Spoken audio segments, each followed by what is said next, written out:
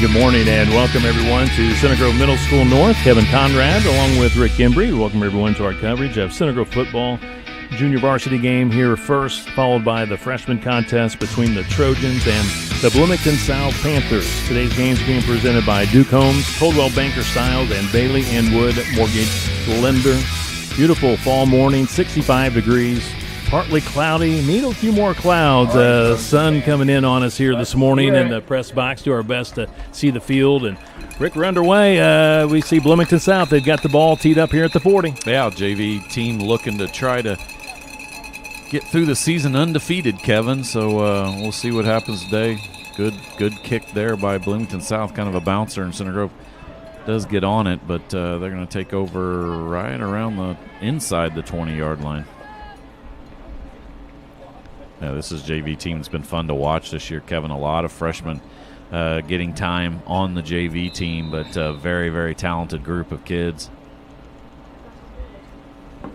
Talked to junior varsity head coach Joey Siderwitz for Center Grove, and you kind of have an idea what you might have with your team going into the season, and he is more than pleasantly surprised that his team is undefeated at this point. Don't know what you're going to have. A lot of injuries this year with the varsity squads. You know, players getting pulled up from JV. You're pulling players up from freshmen to JV and so on. So it's just unpredictable. But the fact that they're 8-0 and coming into today's game, that's just really speaks volumes about the depth of this Center Grove football program. That's what you always battle, Kevin, as we see Wishmeyer now. Nice pass out of the backfield. That's going to be a first down. Looks like he got it to Wyatt Hodson, number 30.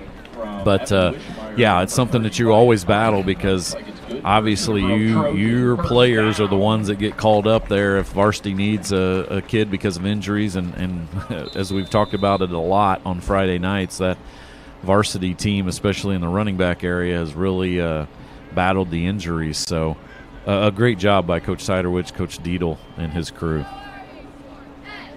Trojans. Oh, great spin move there by Cameron Trice. He's been tremendous. Only bugaboo on him is, again, ball security. At times he's put it on the turf. But yeah, there's been a couple kids that have put that on the turf, and I think that's just part. I mean, we watched this a couple years ago, Kevin, if you remember Nolan Reese. When he was a sophomore, had some problems with ball security, and then he got those fixed. He got those fixed for his junior and senior years. Football at the 40, the Center Grove 40, first and 10. Another great opening on that left side of the line, and he's close to another first down, taken down at the 49. He collects 9 yards. I think that was Hodson again. Saw him get a little varsity action, mostly to block last night. He didn't have any carries. I think I just saw him in on the fourth quarter last night. So Hodson gets 9 on first down. 2nd and 1. Just getting things underway here at Center Grove Middle School North. Playing at North today. There's a band competition at Ray Skillman Stadium today. The Trojans running on the far side of the field. Another first down into Panther territory to the 40-yard line. Good, hard, physical runner, Wyatt Hodson, a junior. Got Cameron Trice. You're going to see Emmett Anderson a lot as well, another freshman in that backfield. Couldn't ask for a better morning for football. Again, mid-60s. JV game first. Freshman will follow. Final game of the regular season for both of these squads.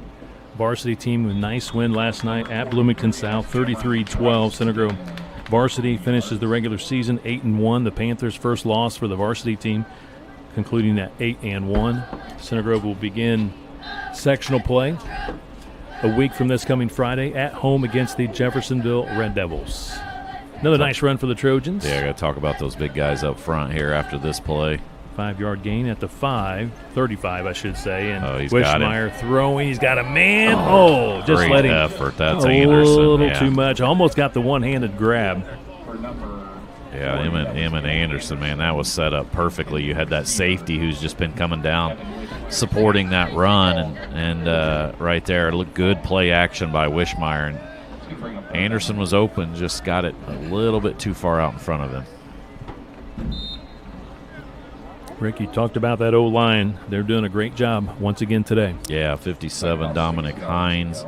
You've got Marshall Tidd, you'll see. He's a freshman. Ben Carey's a freshman. Trayton McNair, sophomore. Chris Lesh, sophomore. Mason Morrow, a junior as well, get time on that line. Trojans back to the ground game. Close to a first down. Going to be about a yard shy. Rick today playing on grass. It's the first time we've seen the Trojans on grass this year. Yeah, that's true. That just doesn't happen very often unless you're playing. Is the Cathedral Field that they play on, it's turf. That's turf as well that they play on. So, yeah, first time. A little bit different, but obviously most of these kids have played at in middle school on the grass. So, 4th and a long 1 yard. The Trojans going for it. Got a wonderful push from that Center Grove offensive line. First down, CG. Was that Hodson once again? Yeah, Wyatt Hodson again, and that's why you can take that shot on second and 5 or 6, because you know that you should be able to pick up that first down on the next couple carries. Collects 5 yards. First down, Trojans at the Bloomington South 26-yard line. Opening drive, 7 minutes to play, first quarter.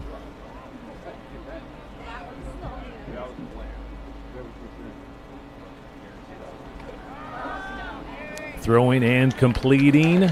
Gets a nice block on the perimeter. Yeah, 2 nice blocks there. One was Brooks Gilstorf. The other was 82. Andrew Sampaio.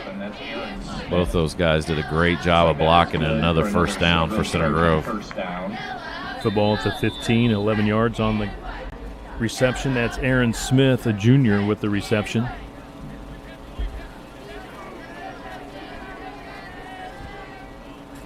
Evan Wishmeyer, quarterback, in shotgun formation, delayed handoff. Anderson off that left side, looking for the end zone, touchdown. Two great. Yeah. For the end zone. 2 great moves there by Anderson. A couple little jump cuts that he got to the outside, and he was able to get in the end zone from 15 yards. Center Grove strikes first.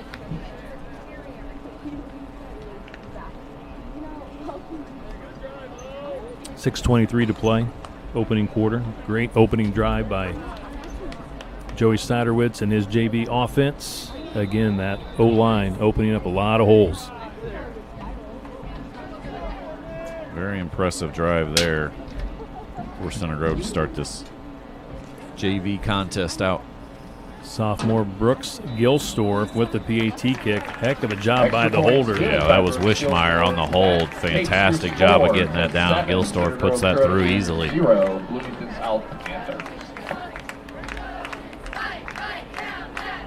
I don't know about all you guys, but that was some great blocking. Let's talk about our offensive line. Number 7-0 Trojans. Morrow, off to a great start. Number 56, Ben Carey. Troy Gilstorf on the PA, giving recognition to the Center Grove offensive line over the PA. Those guys never get the only time that you give them the recognition, Kevin, is if they do something wrong usually. So I always like to call those guys out, and that was a dominant drive. Couple passes on that drive, but other than that, just a steady diet of 4 or 5 yard runs between Hodson, Trice, and then Anderson took it in from 15 yards out. Brooks Gilstorf will kick it off for the Trojans.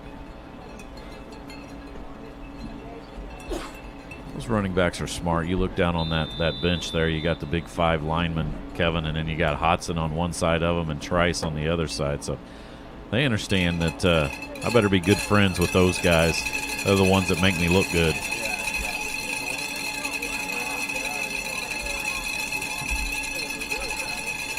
Gilstorf puts the right foot into it. Good spot there. Easton Bellini Jr. with the return for South. He found a nice opening before he's thrown to the turf by Kobe Randall, sophomore, with the tackle. Yeah, good return there by Bloomington South. Nice tackle by Randall to bring him down. First offensive possession for the South Panthers at the South 41-yard line. I was really impressed with Bloomington South varsity last night, Kevin. I thought they were a very physical team, and looking at a couple articles this morning in the Bloomington paper and then the Daily Journal, Coach Moore was very impressed with how physical that they played, and he thinks they're going to go a long ways in 5A and really have a chance to beat They got to beat either New Pal or Cathedral in the semi-state. If they do that, they're probably going to be a state champ in 5A. Under pressure and going to be sacked. 94, Colson Quintana, the junior defensive tackle, with the sack. Yeah, that was Sturbaum, their quarterback, number 14, trying to get the quick hitter on the right side. Good job in coverage by number 20. I don't have a 20. At least it's not the 20 that's on our JV roster for Center Grove.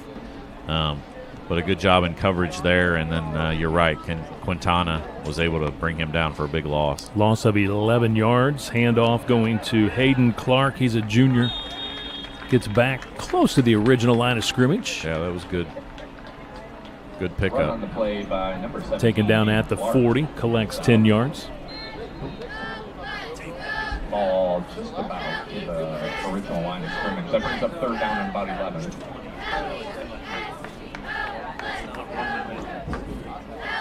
Third and 11 for the South Panthers. Handoff once again going to 17. Shakes off the first tackler in the backfield. Clark with a run to that far side of the field, collects 3 to 4 yards. Good job by good job. To the 43, give him 3. Fourth and long, we'll see the punting unit for the South Panthers.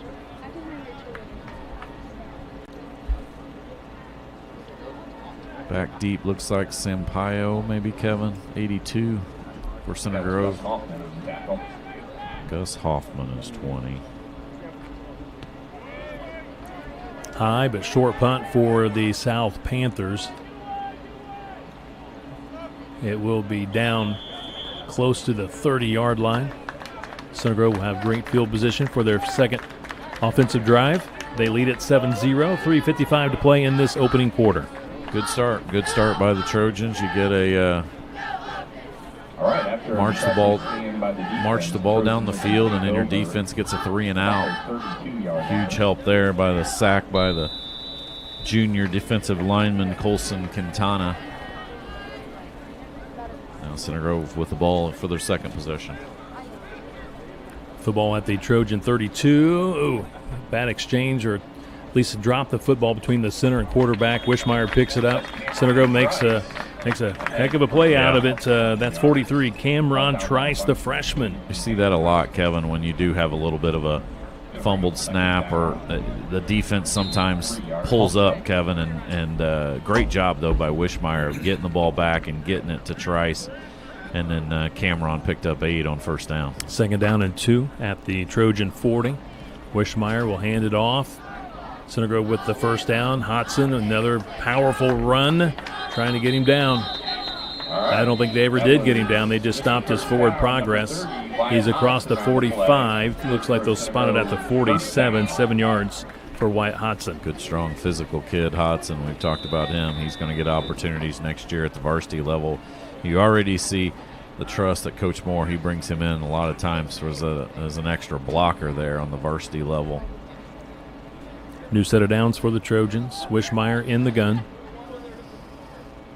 Man in motion. He's going to receive the pass. Makes the reception. That's 46. Emmett Anderson, the freshman. He gets out of bounds. I like the play call, Rick. Yeah, they really use him a lot out of the backfield. We've already seen the one pass attempt to him out of that wingback position that just went over his fingertips earlier on the first drive, and then right there you saw him just a little swing pass. You're also relying on those wide receivers. I mean, they got to learn how to block at this level as well. We saw several very good blocks last night on the varsity level.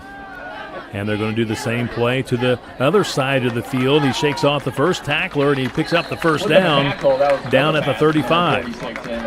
And over on that side, that was Sampaio with the blocks as block out there as well. And you're right.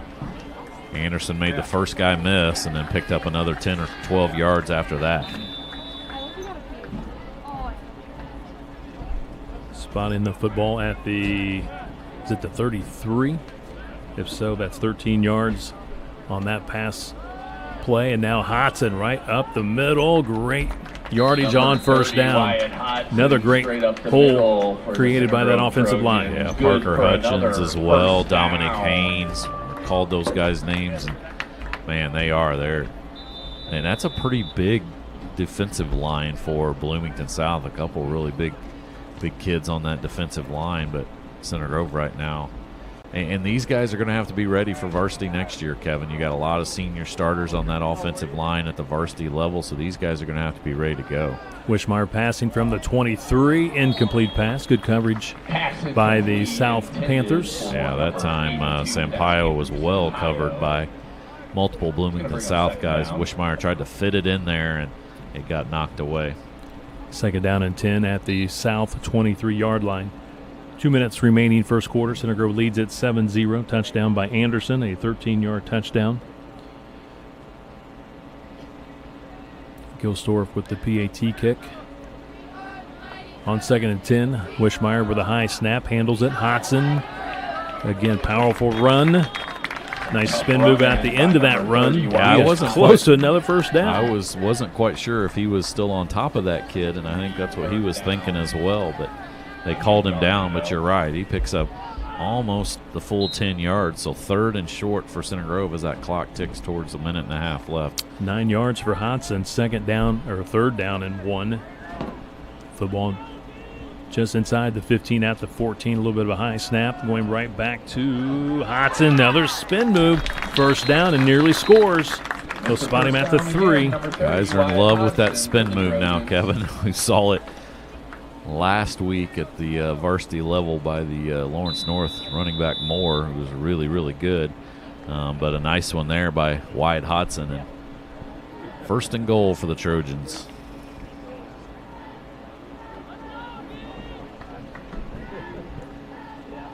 Wishmeyer with the handoff going to Hodson. Looking for the end zone. He's in there. Touchdown. 3-yard touchdown run by Wyatt Hodson. Another dominating drive by Center Grove. A couple screen passes, and other than that, just running the ball at will behind that big offensive line. And Cameron Trice, Wyatt Hodson, and Hodson's able to take it in from 3 yards. Wishmeyer will hold. Gilsdorf will attempt the PAT kick.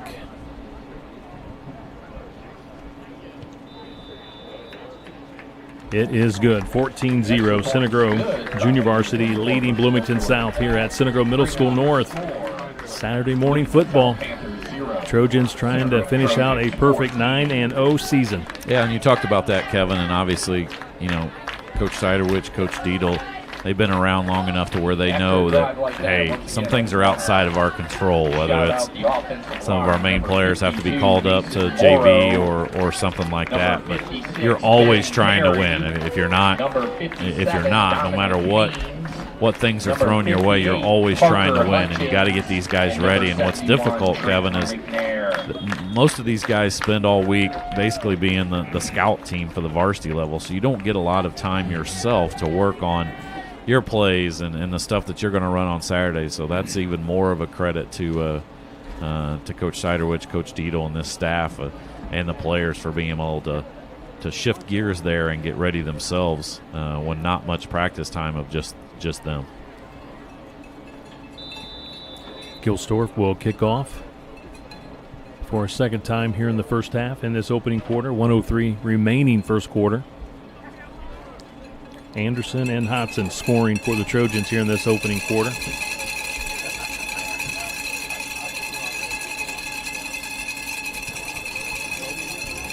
Once again in the direction of Bellini. He was down, yeah. He slid and received the ball on his knee, and Mr. Watson right on top of that one. Man, and that's a perfect kick by Gilsdorf. They're going to be pinned inside the 15-yard line to take over on this drive. I mean, he had to do that, Kevin, because obviously you let that one bounce and you don't know if it's going to kick sideways or something like that. So a good job of going and fielding that by Bellini, but unfortunately for him, he had to go down to his knees, and referee saw that and spotted it there at the 13-yard line. Second drive of the day for the South Panthers. First one stalled. They had to punt. Sturbaum, sophomore quarterback, in shotgun formation.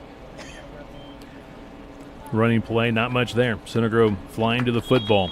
Yeah, a lot of red jerseys. 93, Jaden Hacker was in on that one. Lucas Smith, sophomore, with the carry, no gain. Austin Dibburn as well. Yeah, short gain there on first down. Now they'll move the marker. Looks like he did get to the 15, so give him 2 yards on that last carry. Once again, that's Lucas Smith, sophomore, with the carry. A couple of yards to the 17, and that's your final play of the first quarter. Great start for the Center Grove Junior Varsity team. Couple of touchdowns. They lead it 14-0 over Bloomington South here at Center Grove Middle School North. This is CG Football.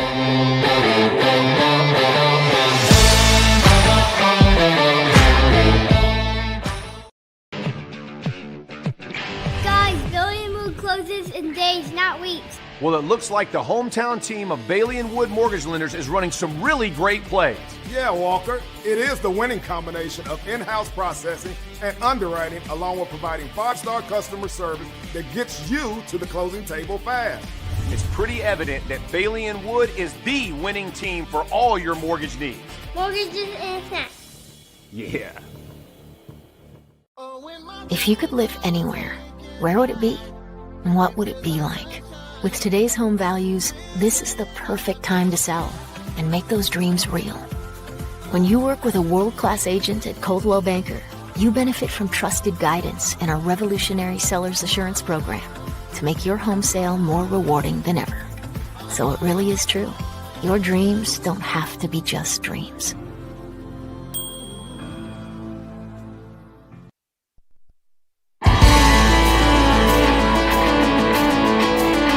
Underway here in the second quarter at Center Grove Middle School North. The Center Grove Junior Varsity team leading Bloomington South 14-0.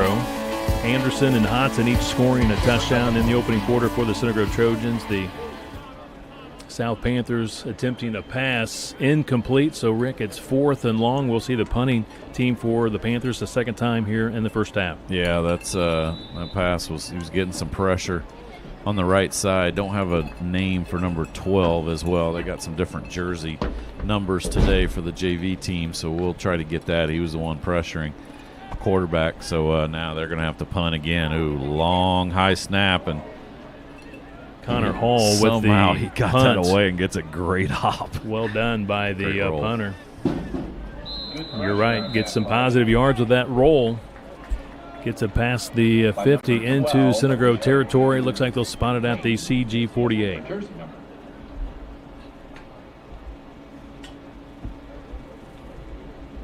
Just trying to hear Mr. Gilstorf over there to see if he got a Eckert. So Nick Eckhart is number 12 today. So he was the one pressuring the punter there, but somehow he got it away and got a great roll. Trice takes the handoff. Might have been Anderson on that one, Kevin, 46. Yes, it is. You're right, Anderson. Trice is 43. Made a nice spin move there as well to pick up good yardage on first down again.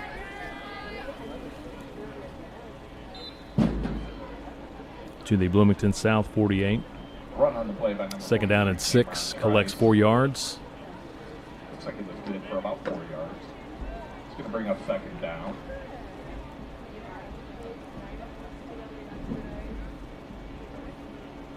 Wishmeyer, quarterback, play action. Has a man, completes it across the middle. He's to the 35, 34-yard line. What a Gilstorf, catch yeah. by Brooks Gilstorf, the sophomore. Great pass there by Wishmeyer. Gilstorf, soft hands there, brings that in and right across the middle, and we've seen that a lot from Brooks this year, and several touchdown receptions for him, and right there, enough for a first down. 14-yard reception. Move the chains. The first of what we hope to be 4 football games today. We shall see what Mother Nature says about that. Games 3 and 4 later today may get moved to tomorrow. Hodson, man, he's having a fantastic first half. He gets another first down for the Trojans. Breaks more tackles there, Kevin. And, yeah, I'm not going to complain about sun, Kevin, or the temperatures or anything like that. And when we're talking mid to late October here, but you're right. There is some weather coming in later, and we're hoping to get a couple IEFA semifinal games. That's 5th and 6th grade, kind of the travel or the all-star teams supposed to play here. 13 yards for Hodson. Gets it to the 21. That one not developing. And the timing was messed up there, Kevin, by that high snap back to Wishmeyer, and Hodson had to kind of hesitate a little bit in that time. Great job by that defensive line for Bloomington South. I think that was, well, it's not Luke Arnett. He's a senior. 93 on that front. So no gain, 2nd down and 10. Football at the South 21-yard line. Anderson in motion, and he's throwing it to 82. Sampaio with the reception. Great moves there after catch, and he's going to have enough for a first down. Wow. A couple really nice moves by Sampaio. That's good for It appears to be just inside the 10-yard line. first down.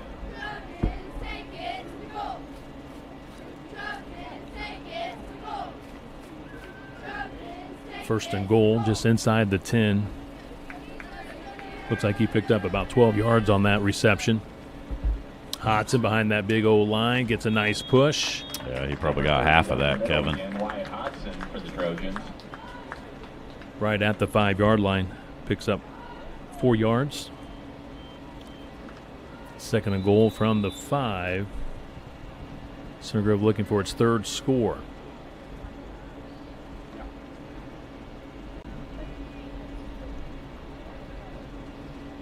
Trice and Hodson in the backfield. This is going to be Trice. Hodson, the lead blocker. They're pushing him. Trying to push him into the end zone. He's going to be stopped. Man, he ran into a brick wall there, Kevin, initially, and then kind of kept his feet and then got a little bit of push. So looks like it's at the 3. Got a couple of yards. I'll trust you, Kevin.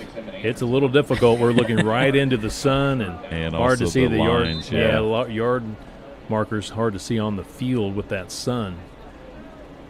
Based on the near official, he's lined up right at the 3-yard line. So this will be what, 3rd and goal at the 3. 2 downs here to try to get it in the end zone. Hodson, this time Trice, the lead blocker, and did he get in? He did. Touchdown. Hodson with the 3-yard touchdown, his 2nd one of the day. Wyatt Hodson on the score. 5:53 to play in the 2nd quarter. Once again, that big offensive line on the left side. Got a good push. Hodson got hit on about the half-yard line, but was able to keep those legs moving and plunge into the end zone for touchdown number 2 for him and number 3 for Center Grove. Wishmeyer holding. Gilstor puts the right foot into it, and he is good. 21-0, all Center Grove in this JV contest. That brings your score. South Panthers 0, Center Grove Trojans 21. Well, let's talk about let's recognize the JV cheerleaders there, Kevin, that are doing a school song here. JV cheerleaders: Kaylin Brown, Vivian Cherenko, Addison Coffey, Sophia Garrison, Vivian Hirsch, Lainey Makinson, Melody McCrae, Macy Painter, Reagan Renard, Brenna Ryan, Brooklyn Stitz, Josephine Strain, and Carly West. And the JV cheer coach is Katie Naku. Kate Leidy on our camera. Nice camera shot of the cheerleaders. Thank you, Kate. 21-0, all CG.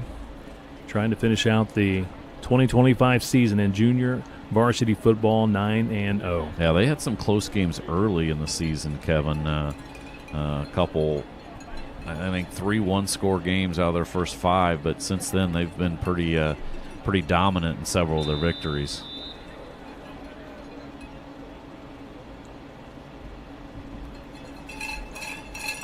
Gilstor kicking off.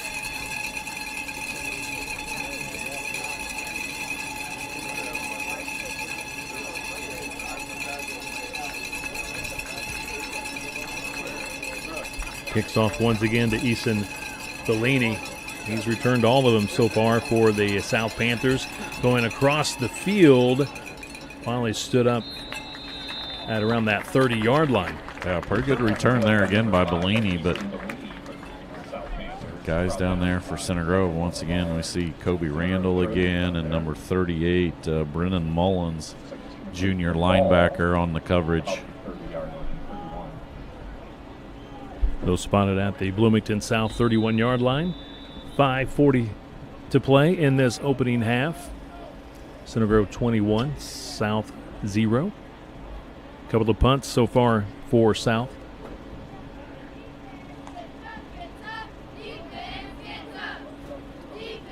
South with the run. 5 yards on first down, maybe 4 yards. Number 11, that was Biergard in there at linebacker. brought down by number 21. Clark with the run. Nolan Biergard. Actually might have been 11. Miles West with the run, sophomore. They'll put it at the 35, so give him 4 yards. Just shy of the 35. West takes the handoff. There's our That's going flag to be from the back official. Yeah, Eckhart got held. Scrimmage by number 47. He was It's been made a nice move to. Pretty clean game so It far. has, it Is has. that the first flag maybe against South? And really, last night's game was fairly clean too, Kevin. I guess there was 2 or 3 pass interferences on Bloomington South, but for the most part, of course, I'm also comparing that to the week before and your 3-hour marathon flag fest against Lawrence North on Friday night. So Rick, on Saturday morning, I wake up to a text from Rick said, "Hey, they just threw another flag." It was, I was and I snoring wasn't too loud. there. I was driving to Georgia Tech to visit my son down there in grad school, and we went through 3 different states during the entirety of that game while I was watching with my son Grant. Football at the 24, second and long. Rolls out of the pocket. He was under pressure. Throws it away. Who came with the pressure on the backside? Is that something two? I can't quite catch the full number. 32, and that's Ben Getz's number today, Kevin. Normally 92. So Ben Getz was the one that kind of pressured him from that defensive end position, and quarterback wisely threw that one away. Sturbaum. So now another 3rd and long situation.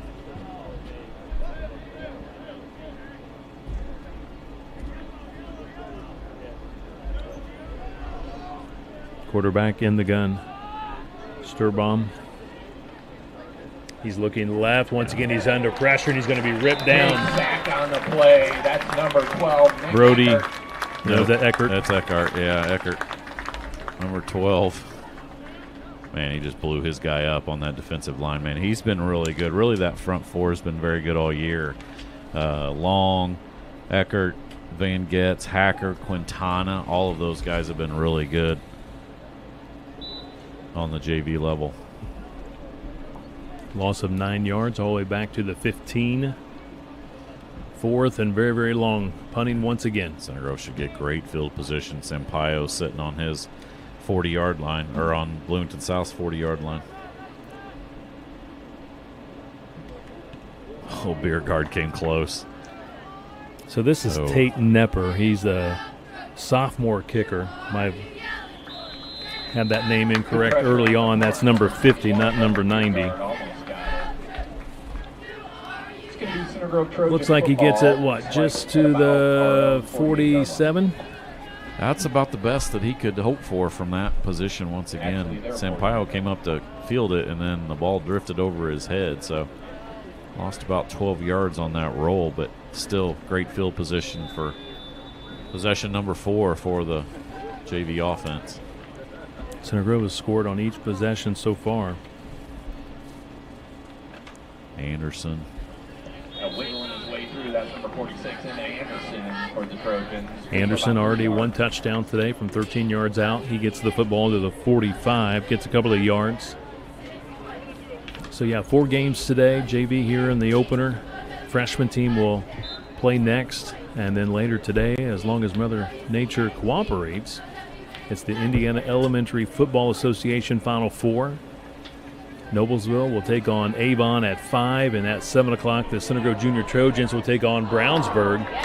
There comes the flag. It's going to be an interference. Gilsdorf almost came up with a great catch.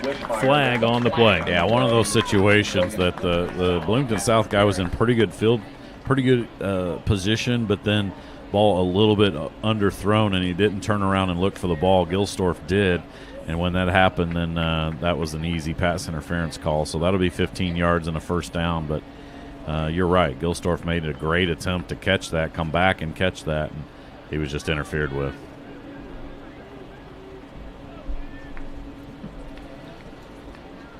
Yeah, they're saying possible storms later today. If they cannot play the IEFA Final Four today, they're looking at possibly playing the games tomorrow. It's going to be more rain tomorrow. About 30 degrees cooler. And the field will be wet, obviously. Will they play them here, or will they try to play them at the high school? I don't know. I would say here. Turf. Don't know that. Stay tuned. Maybe they'll try to get him in yet today. Just let him too much. Yep, that's exactly right. That was Anderson. Anderson. Who was it last night? Roman Youngs had a one-handed catch. Oh, man, that was a fantastic catch from the freshman. Wide receiver. 2nd down and 10. Football at the 30. 2:52 to play in this first half. We invited Coach Eric Moore to join us at halftime of the freshman game, so stay tuned for that. In game number 2. Big hole. Anderson, there's that spin move. You're right. Somebody's teaching that spin move. All of them have that spin move. Get the additional yardage. First down, Trojans. Man, there was a big hole there behind that offensive line. Trayton McNair, Mason Morrow, and you're right, Anderson got about 10 yards, and then he made the spin move and picked up an additional 5 or 6. 12 yards. Football looks like it's at the 18-yard line. Wishmeyer rolling right, has a man. Aaron Smith dropped it. It was too easy. It's almost like Williams last night for Bloomington South. He had a touchdown, and he dropped it. And Smith's listed as a defensive back on the roster. So he had a catch earlier in the game, did just fine, but that time he couldn't bring it in. Oh, man, that was perfectly set up there. Wishmeyer put it out there, and you're right. I think he just maybe took his eyes off it a little bit. Those sometimes, Kevin, are the hardest ones to catch. Got nobody around you. 2nd down and 10 at the South 18. Trice, not much there. Good job by the South defense clogging that hole. That's a good description, Kevin, because there wasn't much there, and it's going to be 3rd and long. Not too many situations where Center Grove has had 3rd and long here in the first half. 2.5 yards to go.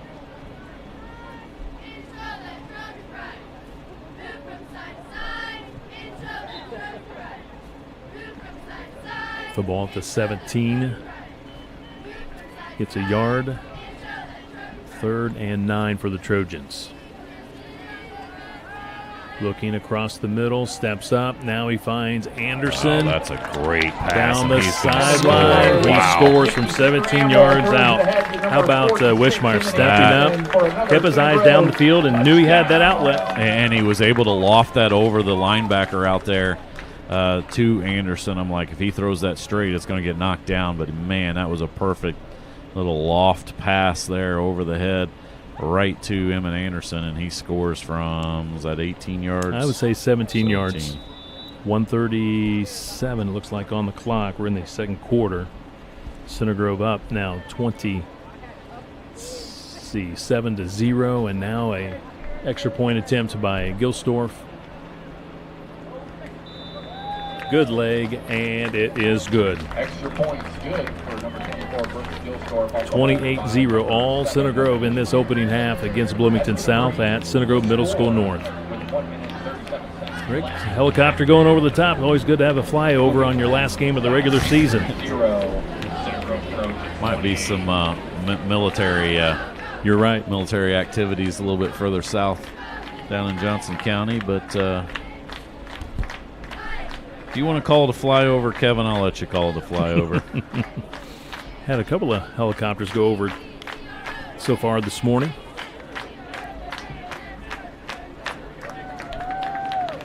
Been dominant here in the first half, and we kind of wonder if that's the case sometimes with a little bit smaller schools, Kevin. You don't have the numbers, or a lot of times the kids are, a lot of the obviously better underclassmen are on varsity playing, and that's what we've seen so far. The Center Grove JV has just been dominant here in the first half.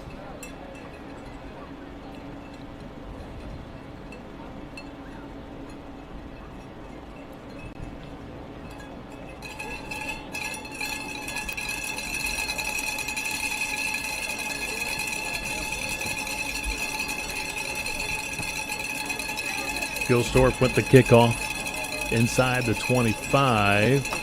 Solid return for South. Tackle by number 47. That's Andrew Gerald, linebacker, sophomore. Big day today for Center Grove Athletics. It's a trophy day, if you will. A lot of sectional trophies at stake. You got the regional trophy at stake. First of all, you got the girls and boys cross country teams competing in the sectional this morning down at Shelbyville. At 11 o'clock, the girls volleyball will be competing in the sectional semifinals at Southport against Southport. If they can get that win, they'll play in the sectional championship at 6 o'clock.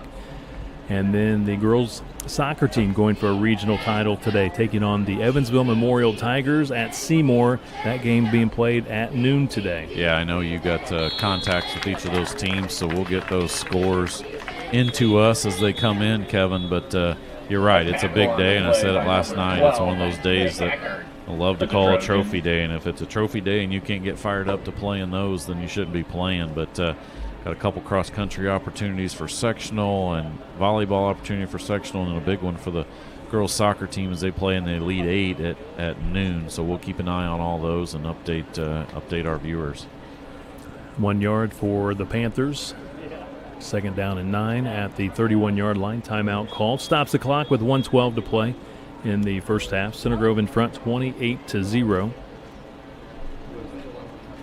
Center Grove varsity, good win last night, 33-12 at Bloomington South. Center Grove really stepped it up in the second half against South. The Panthers, I don't believe, scored at all in that second half. 51 yards of total offense for Bloomington South in that second half, so that defense was really good. Defense got 3 interceptions, Kevin, and the funny thing is I was reading an article and thinking about it this morning. One from a lineman, Stanley, one from a linebacker, Frankie Hayes, and one from a defensive back, Ryan Micaiah, sophomore, who incidentally started the season as a JV cornerback. Couple injuries in that side of the ball early in the year, and Micaiah stepped up and stepped in nicely for Center Grove at the varsity level. So, that defense was dominant in the second half. Offense had a couple drives where they were able to punch in touchdowns, and a pretty comfortable win last night. 3 yards for Smith. Another timeout. Stops the clock with 1:06 to play. Yeah, Center Grove calling those timeouts, trying to get the ball back one more time before the half, see if you can work a little 2-minute drill on offense. I'm trying to think. I believe Combs, their junior quarterback, just 1 interception going into last night's game, and then he throws 3 last night against Center Grove. 13 TDs and 1 interception, and he had 3 last night. And a ton of tipped balls. I thought that defensive line did great last night, Kevin, of getting balls, if you can't get to the quarterback. And there's so many teams now that just do that quick 2-step drop and just try to get it out of there quick, but it's they're low passes, and Combs attempted that, but several of those knocked down by that Center Grove front 4. That's going to bring up Fourth down for the South Panthers. 1 more timeout, stopping the clock with 58 seconds to play, second quarter. Center Grove should get this one back. We'll see. We'll see if they bring some heat on the punter. They've come close a couple times. Eckert and others have come close to blocking that, so we'll see what happens here. Tate Nepper, sophomore, is the kicker, punter. Their freshman kicker last night, I was really impressed. He was really good. That's why I was just thinking the same thing, Kevin. Kicker, punter, he was very, very Sam impressive. Stolberg, yeah. Pretty big kid, too. Not physically big, 6'1", though, 150, but he'll get some meat on his bones. But you're right, his kickoffs were fantastic. His punts were fantastic. Sampaio back deep for the Trojans. Center Grove bringing the pressure. He gets it away. Drops it out of bounds right at the Trojan 40-yard line. Center Grove has 53 seconds to work with here in this opening half. No timeouts, Kevin, so.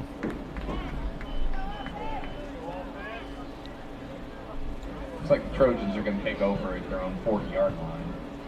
About 53 seconds left in the second quarter. Now they're going to spot it at the 42.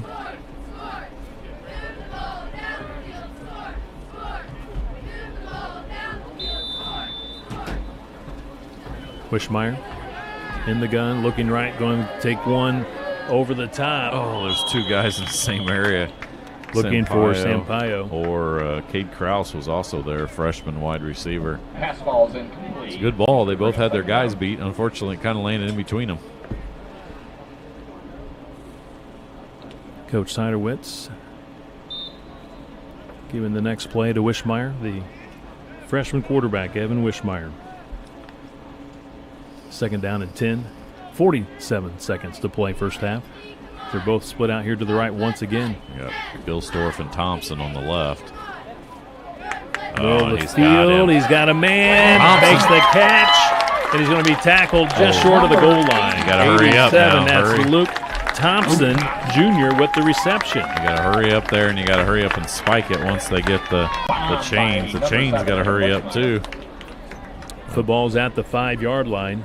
We're down to 37 seconds. They had to stop it momentarily to move the chains, and does spike it. Stops the clock with 36 seconds. It's a great catch there by Luke Thompson, the junior wide receiver. You know who his big sister was, right, Kevin?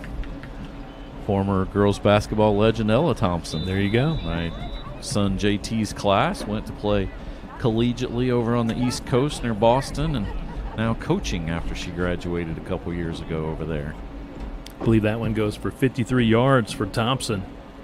See, second and goal at the 5. Center Grove running into the end zone. Touchdown. Hodson gets his third score today. Well, that's why you want to call those timeouts, Kevin, and give your offense a chance on a little 2-minute drill and a big deep ball to Luke Thompson, and Hodson punches it in from 3 yards. It's a big extra point here, Kevin. Number 58, Parker Hutchins. Try to get to that magical number. We won't even mention it. Gilsdorf will attempt the PAT kick. We'll wait and see what happens with his kick. Good snap, good hold. Kick looks like he missed it to the right. That's why I didn't want to mention it. No good. You can blame me if you want. Right Gilsdorf missed that, pushed it to the right. 35-0 go to a running clock second half, but we are at 34-0, so no running clock to begin the second half. I'm blaming his dad, Troy, up here on the PA. On the PA. I don't know why, but I'm blaming Troy. Center Grove Trojans 34. Well, there's 33 seconds left. Center Grove There is. could get the ball back one more time. We shall see. And Center Grove had it. Center Grove had the ball first, so Bloomington South had it first, so. Center Grove will have it. Let's see. You're right. Center I Grove thought did Center have Grove it. You're had right. it, Yeah. I was thinking about last night.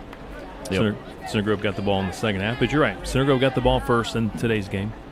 So Bloomington will have it here for the second half.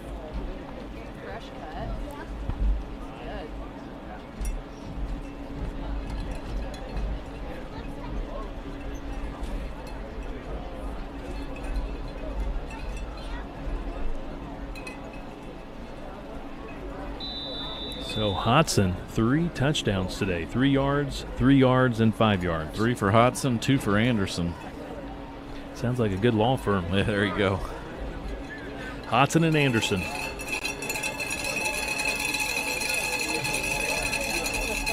Gilsdorf puts that right foot into it with a squib. Scooped up at around that 25-yard line. Solid return for the Panthers. 27 seconds to work with in this opening half. Well, we'll see if Bloomington South just takes a knee and heads to the halftime. I'm going to say locker room, but I think they'll probably both stay out here and just get a discussion in each of the end zones. Once again, we're playing at Center Grove Middle School North today. 4 games. Band competition today at the high school. Looks like they're going to run a play. They're in shotgun formation. Hand off going to 11. That's Miles West, sophomore. That should do it for the first half. No gain. And they will let the clock run. What an opening first half here for the Center Grove Junior Varsity squad. They lead it 34-0. And the regular season finale over Bloomington South. Our halftime show is up next. This is Saturday football from Center Grove Middle School North, being presented by Duke Homes, Coldwell Banker Stiles, and Bailey and Wood Mortgage Lender. This is CG Football.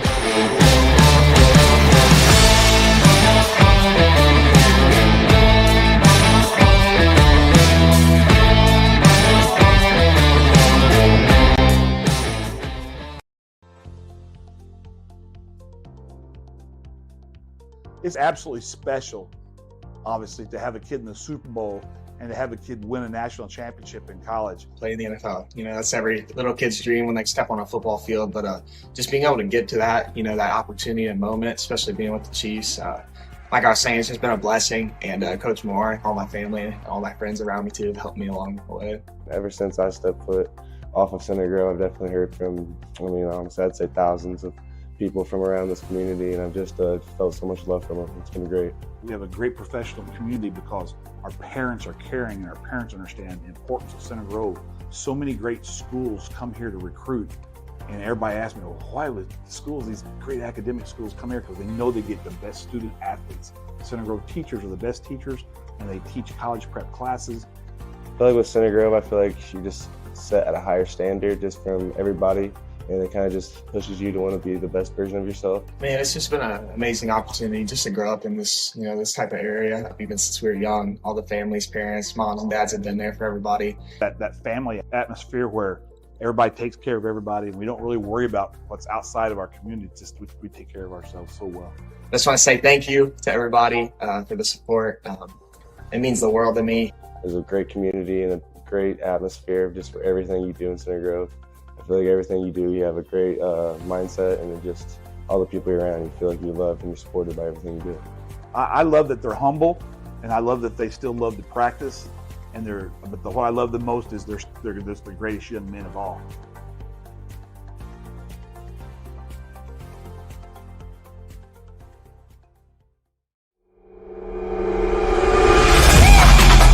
It may be intense, it may be emotional, but it's only a game. The Indiana High School Athletic Association reminds you of these sportsmanship tips. When an official makes a call, accept it.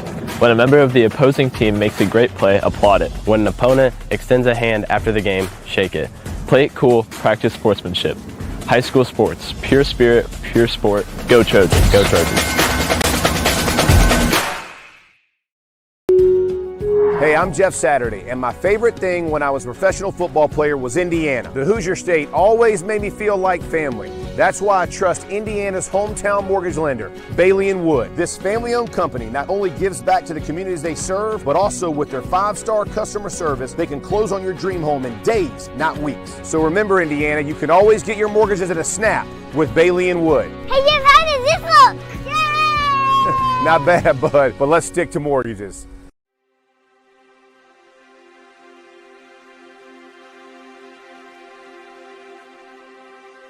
Do you see it? Do you see the potential? The potential for birthday parties on the patio. The potential for lazy weekends by the pool. Do you see the rain hitting the glass as you read a book with a cozy blanket on a cold winter's day? And do you see the science project being done on the kitchen table? Do you feel it?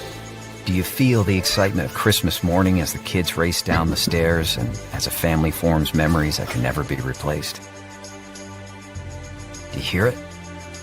Hear the crackle of the fireplace?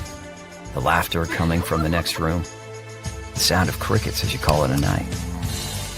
At Coldwell Banker, our people and our company are cut from a different cloth. We see, hear, feel, and sense things that others simply don't. Perhaps that's because we have a unique appreciation for this magical thing that defies description, that goes by the name of home. Because of this appreciation, and because of our dedication to be the best in the craft, our company has thrived for well over a century. This is why we're ranked #1 in agent trust. And this is why more people have turned to us to help them find and sell their homes than any other company in the history of America. We are Coldwell Banker. We do real estate differently. We do real estate with higher standards. And we have proudly guided people home since 1906.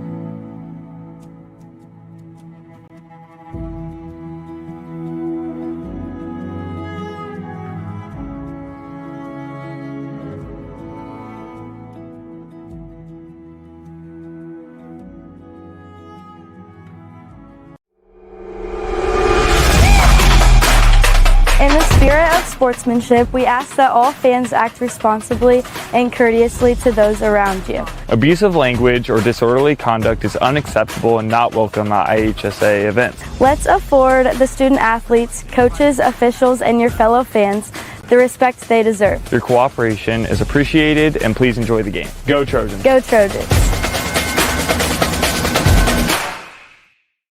I have lived in Greenwood my entire life. Born and bred, went to Center Grove High School, proud graduate, go Trojans.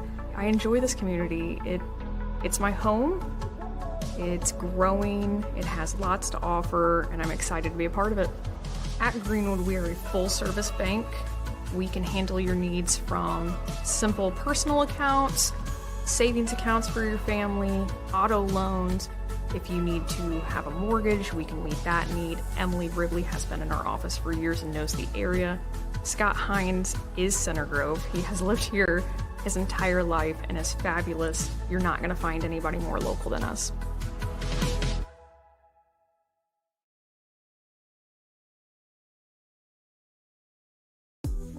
Our car wash remembers your car's quirks better than your favorite barista remembers your coffee order. Delivering a wash experience as smooth and effortless as your morning latte.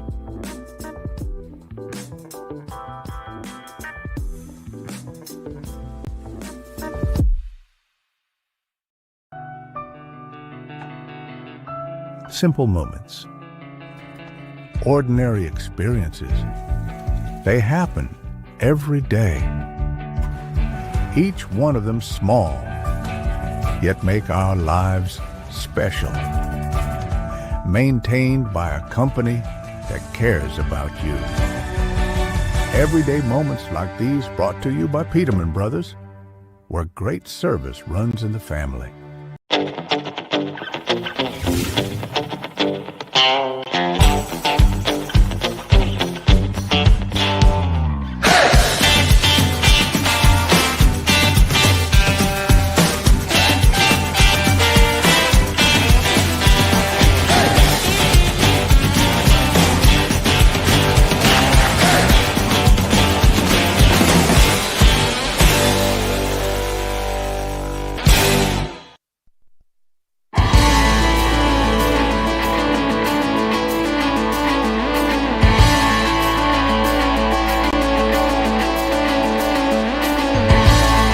Welcome back to Center Grove Middle School North. We're at intermission.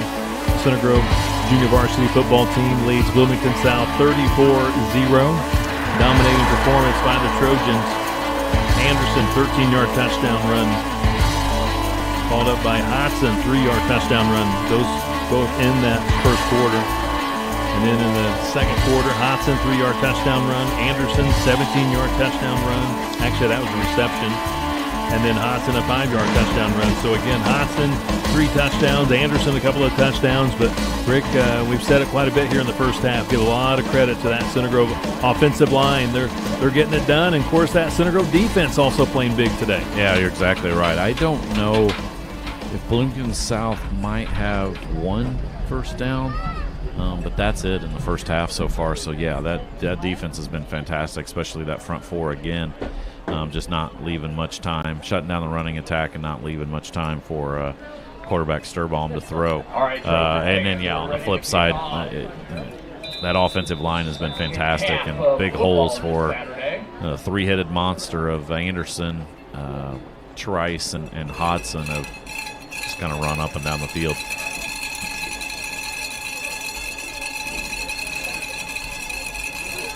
Center Grove will kick off to begin the third quarter. Gilstorth with the kickoff to the 20.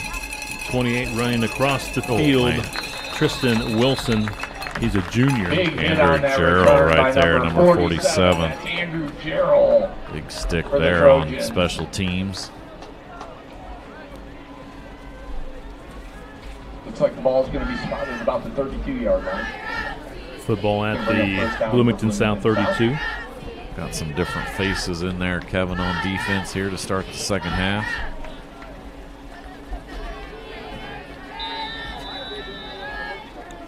Center Grove 8-0, trying to finish out the 2025 season at 9-0. Shotgun throwing and in and out of the hands. We do have a flag though. Might be pass interference against the Trojans. 27, Austin Dibburn on the coverage. Yeah, that was Rex Cante, number 84. The attempted catch. Center Grove got there a little bit too early, so that's going to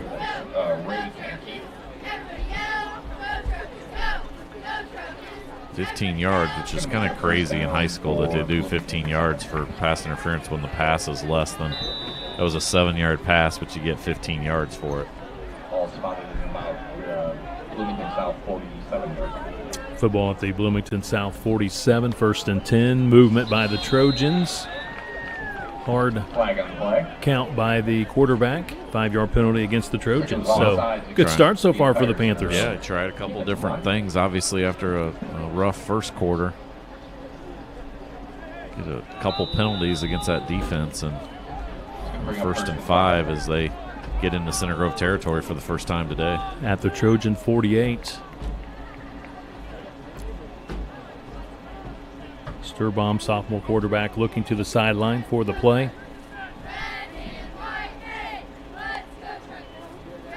Handles a snap that went to his left, and the running back is greeted hastily in the backfield. Looks like 93 got there first. Yeah, I think that was Jaden Hacker. That's a violent hit. Yeah, that was. Loss of a couple of yards. Back to the 50. -2. No gain.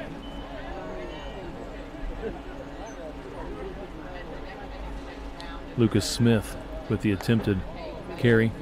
Now they fake it to Smith, and quarterback throws a really good ball.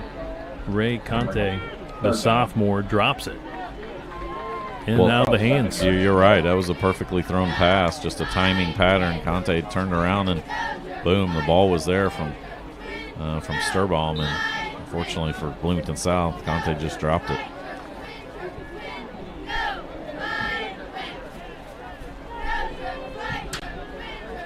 Third and 7 for the Panthers. Sturbaum wants a pass right. Man not open. He's going to tuck and run, and he's close to the first down. Let's see. He's going to be about a yard shy. 1 yard shy. You got to go for it if you're Bloomington South. Brought down by number 40, that was Bradley If he was White able for to the dive Trojans. maybe head first, I think he's got the first down. He got a better spot than he probably should have, but he's still a yard shy. So we'll see if they try to get them to jump again. Good discipline by the Trojans. 4th and 1. He collected 6 yards on that scramble.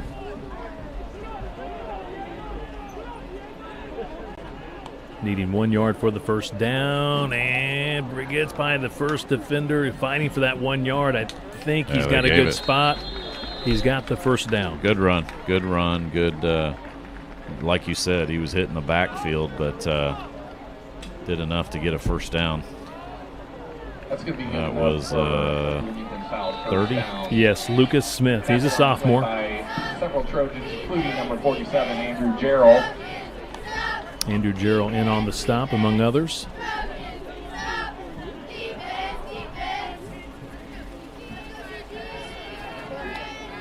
From the 42-yard line. Gets it inside the 40. They're going to say forward progress stops right at that 40-yard line, so a couple of yards. Yeah, Bradley White again from that linebacker position, number 40. Smith with the carry. Number 30, Lucas White. South going fast this time, going with some tempo. Rolls out of the pocket. And lost one down the field, incomplete. Looks like 15 was the intended receiver, Derek Ogden, sophomore. And Braylon Story on the coverage for Center Grove as well from that safety position.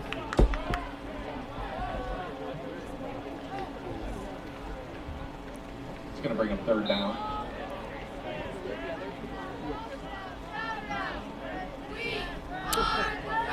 Third down at the Center Grove 40-yard line.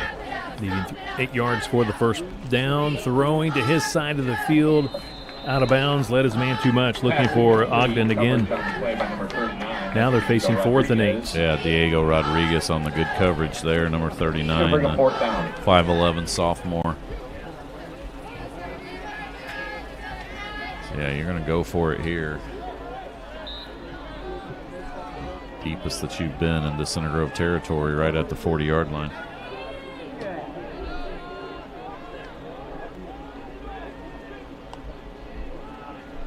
Stands tall in the pocket, lost one down the right sideline, letting too much. Incomplete pass, a turnover on downs. Looking for 84, Ray Conte, the 6-foot sophomore wide receiver. Austin Dibburn on the great coverage there, just went step for step, and most importantly, he turned around and looked for the ball once he saw the wide receiver's eyes start to come up and look for the ball. That's what he did, and yeah, that pass a couple yards beyond the reach of Conte, so Center Grove gets another hold after Bloomington South's best drive of the ball game. From the Trojan 40, Hodson getting through that line of scrimmage. Moving the pile to the 47, 7 yards. Looks like it was good for about 6 yards. We see the Center Grove junior varsity team arriving just to our right. Freshman team. Or, excuse me, freshman team. And the freshman team for Bloomington South warming up on the practice field across the way.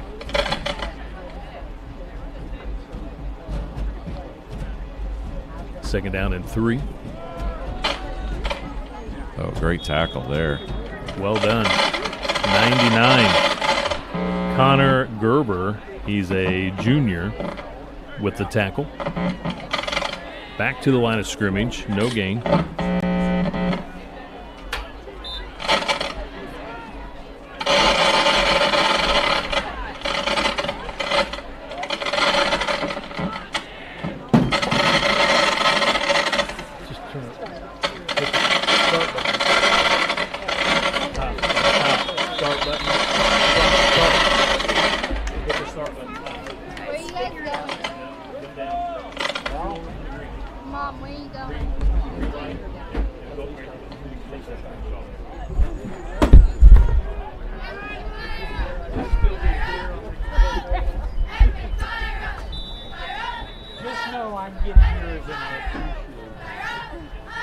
Little audio difficulty here at Middle School North.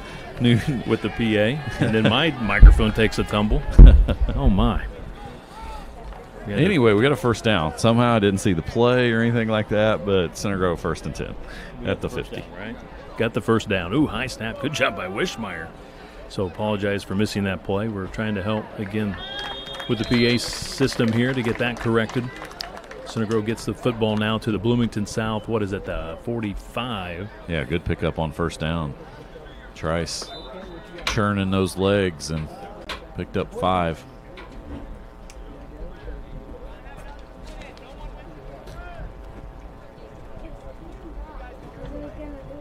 About halfway through the 3rd quarter here.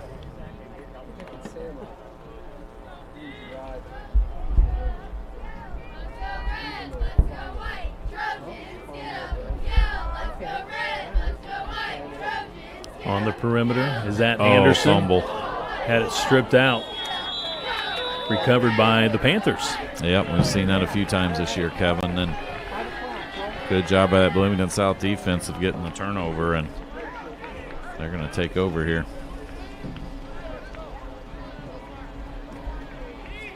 Heck of a play by the Panther defense. Play that was recovered by the Panthers. Yeah, They'll have possession at their 45. He made a couple nice moves there on the screen pass there to get around guys, but then when he thought he was in open space, didn't get that secured enough, and that got knocked out.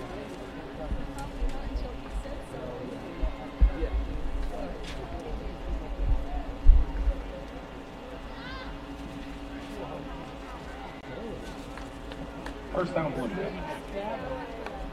Sturbaum hands it off. Pretty good opening, and he might go the distance. Yep. Miles West, sophomore, will take it in for the score, and I believe Center Grove has started to make some subs here defensively. They have. So that one goes 55 yards for the touchdown. 3:56 on the clock. Panthers on the board. So again, CG starting to make some subs here on defense.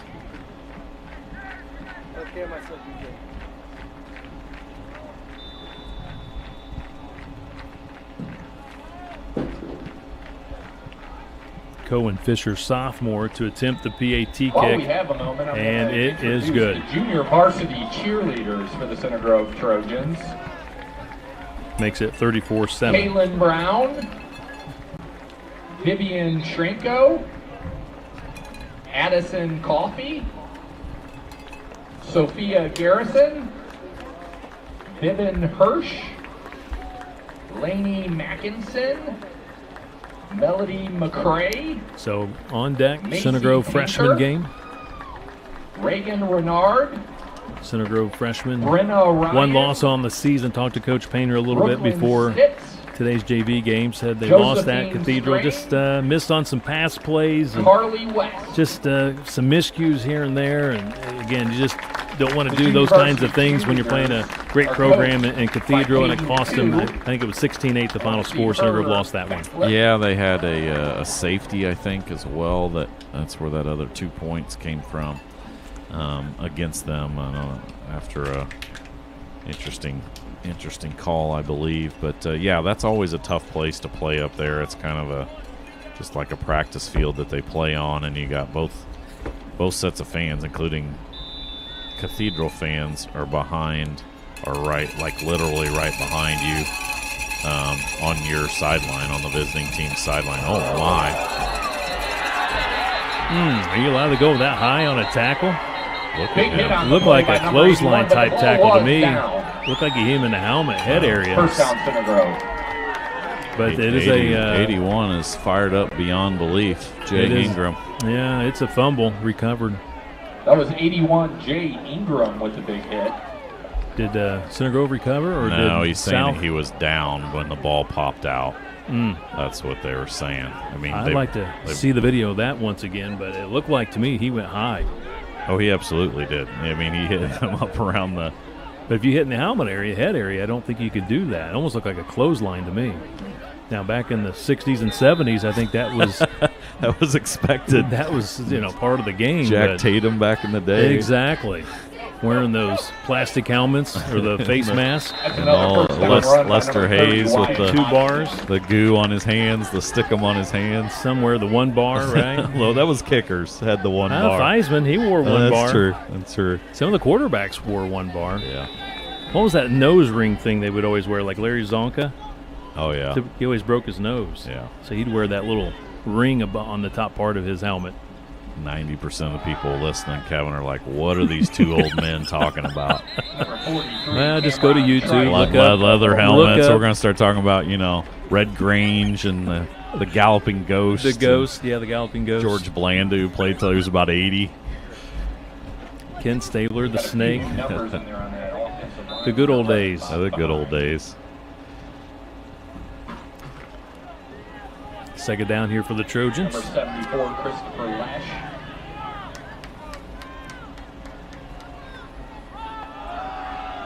Is that Trice?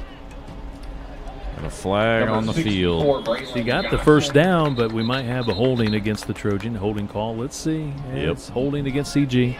There's a flag on the play.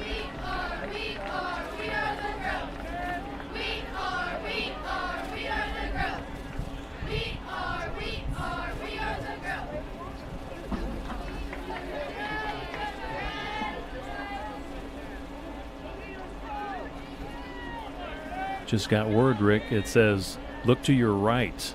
Long donuts. Oh my. Thank you, whoever Ron sent you that Siner. word. Oh, my goodness. Thank you, Ron My Siner. favorite elementary school principal. Most definitely. He is. Almost picked. Almost a great play by Bellini.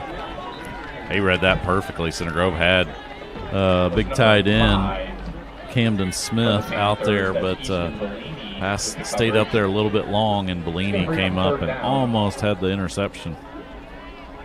Obviously, we talked about Center Grove's got a lot of new faces in there offensively and defensively, so got the backups in there, and Bloomington South taking advantage with their starters still being in. Third and very long at the 31-yard line. 2.5 minutes left to play. We're in the third. 34-7. Center Grove leads it. Hodson runs for the first down. He wants more. And he gets more. Into Bloomington South territory. Third and 17, Kevin, and he breaks off about a 30-yarder. All the way to the other 41 at the Bloomington South 41. Thought we were going to see the first punt of today by Center Grove, but instead Hodson goes for 30, and Center Grove back in Bloomington South's territory. I would say officially he's right about 28 yards on that carry. Well done by Hodson. New set of downs. Trice gets his number called. Couple of yards. Looks like it's good for about 3 yards. So, Kevin, Center Grove scores here. Do you go for 2? Try to get the running clock? I would say no. Never know.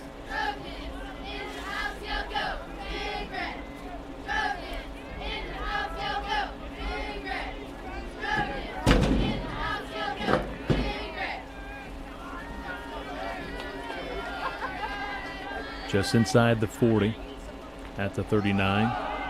Anderson pops it to the perimeter. That's a great job. Oh, my, and then he finishes that run. That's number 46. What a run by the freshman, Emmett Anderson. First down Trojans. For a Center Grove first down. You're right. It was kind of bunched up there, Kevin, inside the hole, and he did a great job of just putting the foot in the ground and bouncing it to the outside, and he picked up great yardage, and then he finished his run with authority against that Bloomington South defensive back. At the 21-yard line, collects 18 yards. Stops the clock with 1:26 in the third.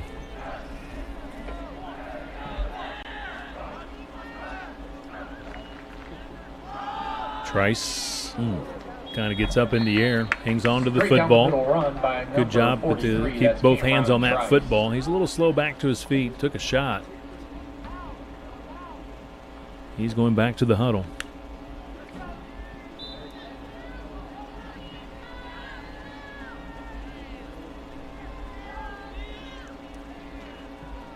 Looks like he got 5 yards. He runs hard. All three of those running backs run hard. Hodson, Trice, and Anderson. Eli Stout, 86, brings in the next play for the Trojans. Anderson, not much there. He's swallowed up. Big 44. Rush on the play by not on our roster. 1 yard possibly. We'll see if they'll spot him at the 15 or not. It's going to bring up third down for the Yes, Trojans. 1 yard. Third down for CG. Might be they're trying to look to see if they need to. Yep, they don't need to run another play, Kevin. That'll be the end of the third quarter. Center Grove JB leading 34-7 here at Center Grove Middle School North over Bloomington South in the regular season finale, trying to go to 9-0 on this 2025 season. This is CG football.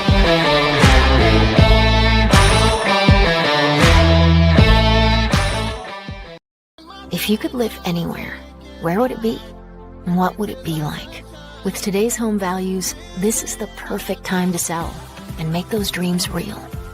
When you work with a world-class agent at Coldwell Banker, you benefit from trusted guidance and our revolutionary seller's assurance program to make your home sale more rewarding than ever. So it really is true. Your dreams don't have to be just dreams.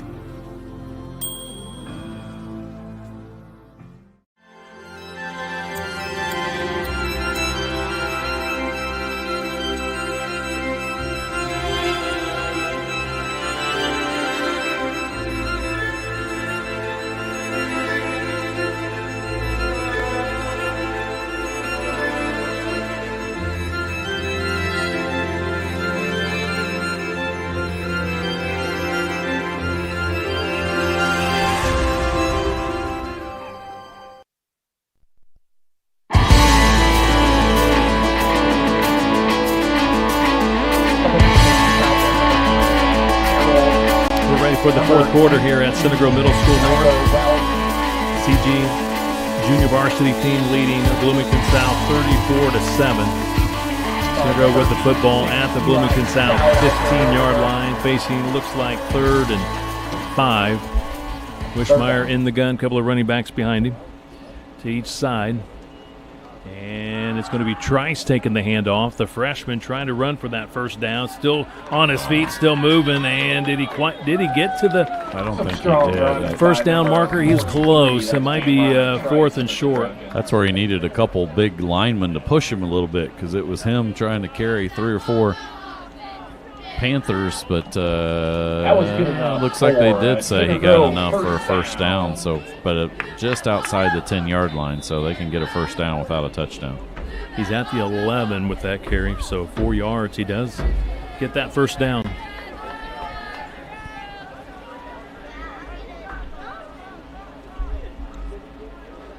Back to Trice. Wrapped up. Yeah, not much there, maybe a yard. Update, Center Grove volleyball in the sectional semifinals. Won the first set against Southport at Southport, 25-19. Competitive first set. Good start there. Southport's actually had a pretty decent year. Their record's like 16-12 or something like that, so pretty decent record for Southport. But, yeah, Center Grove trying to punch their ticket to the sectional championship tonight. Trice taking some time here to tie his shoe. No gain, 2nd down and 10. Still at the 11-yard line. Wishmeyer under center. Hodson, he's been hot today. Oh, look at him moving the pile. Got to about the 5, Kevin. We're going to be 3rd and Rush 4. on the play by number 30. That's Wyatt Hodson. Spotted at the 5. 6 yards. You're right, 3rd and 4 for the Trojans. Well, can Hodson get the 4th of his afternoon or morning?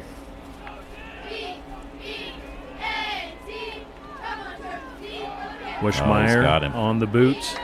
Trice trying to find the end zone. He's in there. He's a tough tackle. In the open field, he's just too strong. Touchdown, Trice. Yeah, defender kind of bounced off of him on the right at the goal line, and Trice was able to stay on his feet and get in the goal line. So his first touchdown and Wishmeyer's second through the air today. I got my answer, Kevin. They are not going for 2. Didn't think they would. Gilsthorpe out there to kick the PAT. Not pretty, but he got it through. Put it through. That's all that matters. Don't get style points, do you? No. Bloomington South 7, Center Grove 41.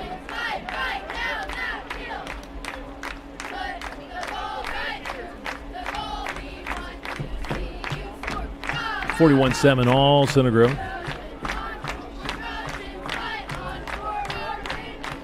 Well, this will be a good ending to the season here for the JV team. Obviously, they still got what they hope is another 6 or 7 weeks of playing football there, and their focus, as it is most of the year, turns to getting the varsity team ready with specific looks and everything else of the teams that they're going to play over hopefully the next 6 weeks on the drive for 5 towards another state championship. But they can really look at this season and know what they accomplished, and they've had a fantastic year.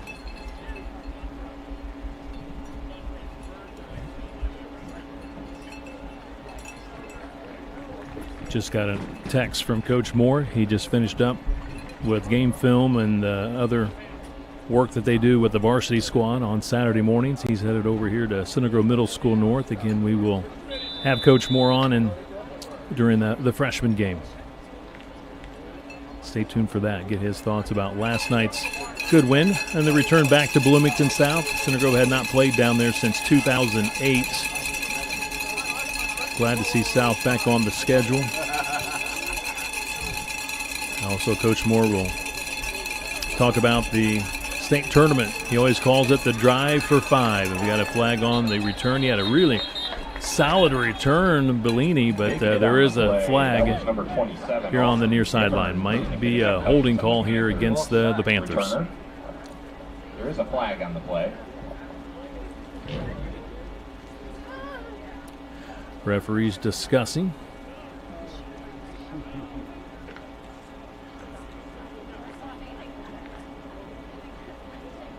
Still discussing.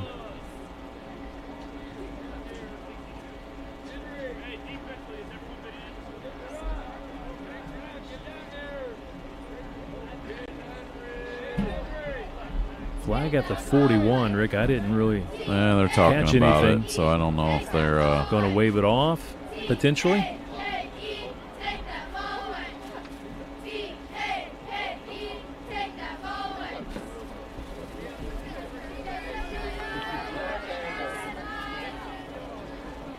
I don't know what that signal is. That it's against Center Grove. It looks like a legal man downfield or illegal, I don't know, touching maybe. I'll have to text our refereeing friend and ask what that, whatever it was 15 yards. Yeah, it's a big penalty, yeah. 15 yards, all the way to the Center Grove 40. Yeah, we'll have to get an explanation later on what exactly that call was. Throwing and completing here on the near side. 84 with the reception, Ray Conte. Nice pass from Sturbaum. Yeah, when he's actually throwing the ball, that's the guy he's looked for majority of the time is Conte. For the Trojans. 11 yards on the completed pass. Just inside the Trojan 30. South putting together a decent second half.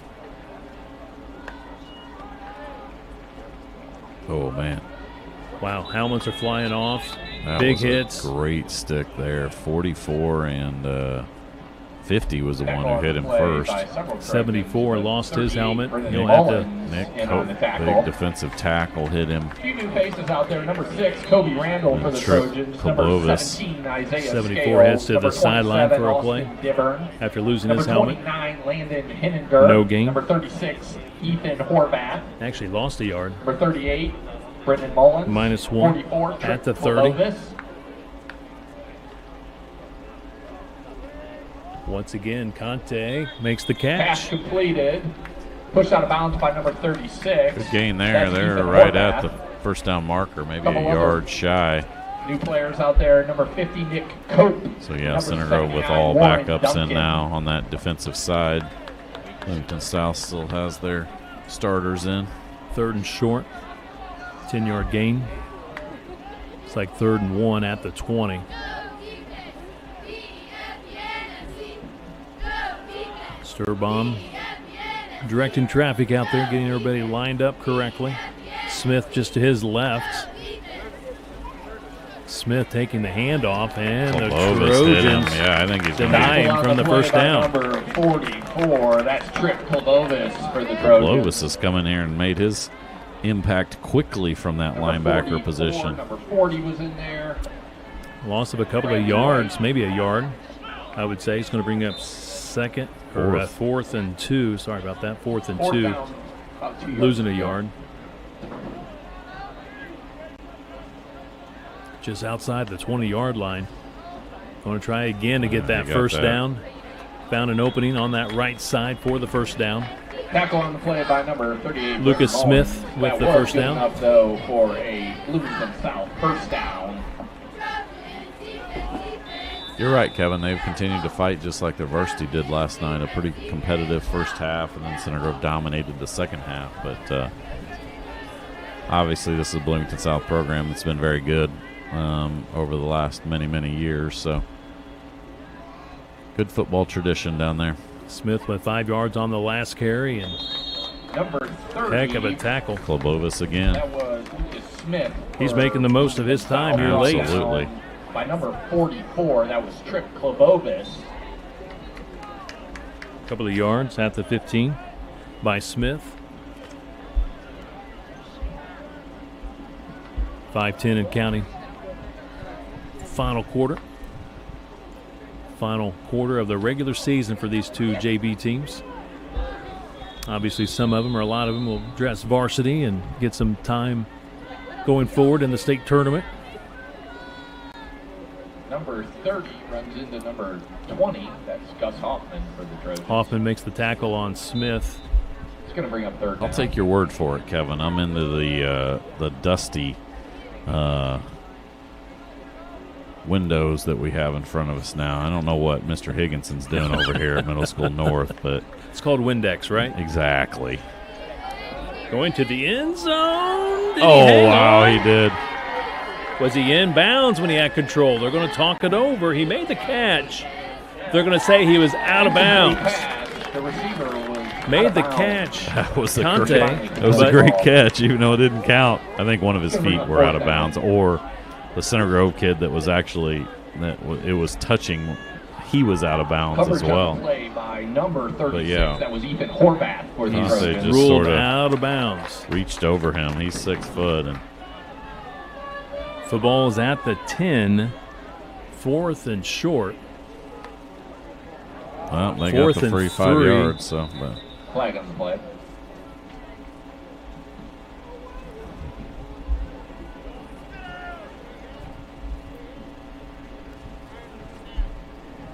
False start against the Panthers this time. False start on the offense. Movement up front. So 4th and 3 goes to 4th and 8.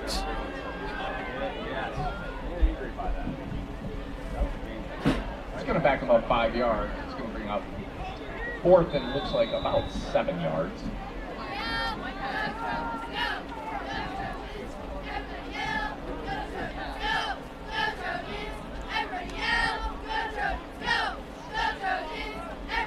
Football at the 15.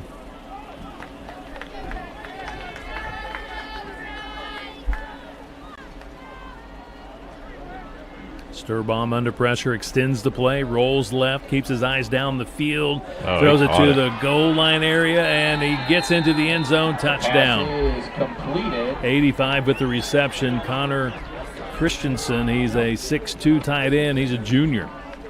15-yard touchdown reception. That's just a nice little pass, floated over. We talked about that in the first half. Center Grove. Wishmeyer did a great job to Anderson that time. Sturbaum floated one over, and 5, I believe.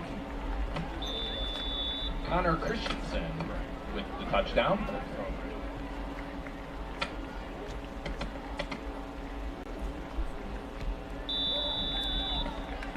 really put some air under that kick. Well done. Our score, 41-14. Center Grove leads it. We have 4:14 to play in the fourth. Quarter. Bloomington South 14, Center Grove Trojans 41.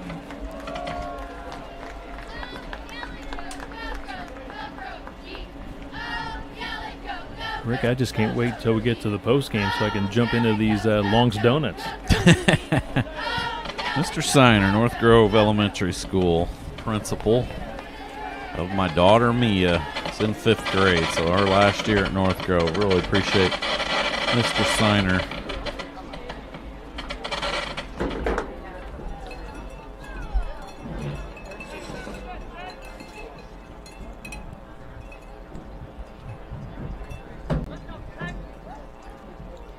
Kickoff here by the South Panthers.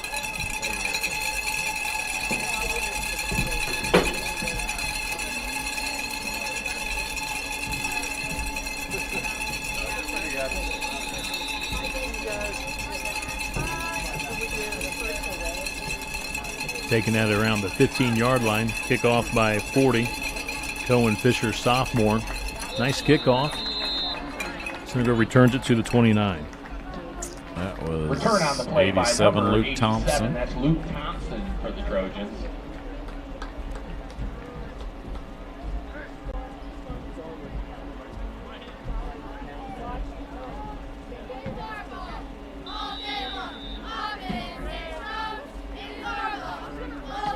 It's all about preparing your players to play on Friday nights, and we talked to Joey Siderwitz a lot about that, and he said Center Grove and what Coach Moore does with the freshman program, the JV program, always talking about preparing players, but also continuing to look to win games, create that winning culture.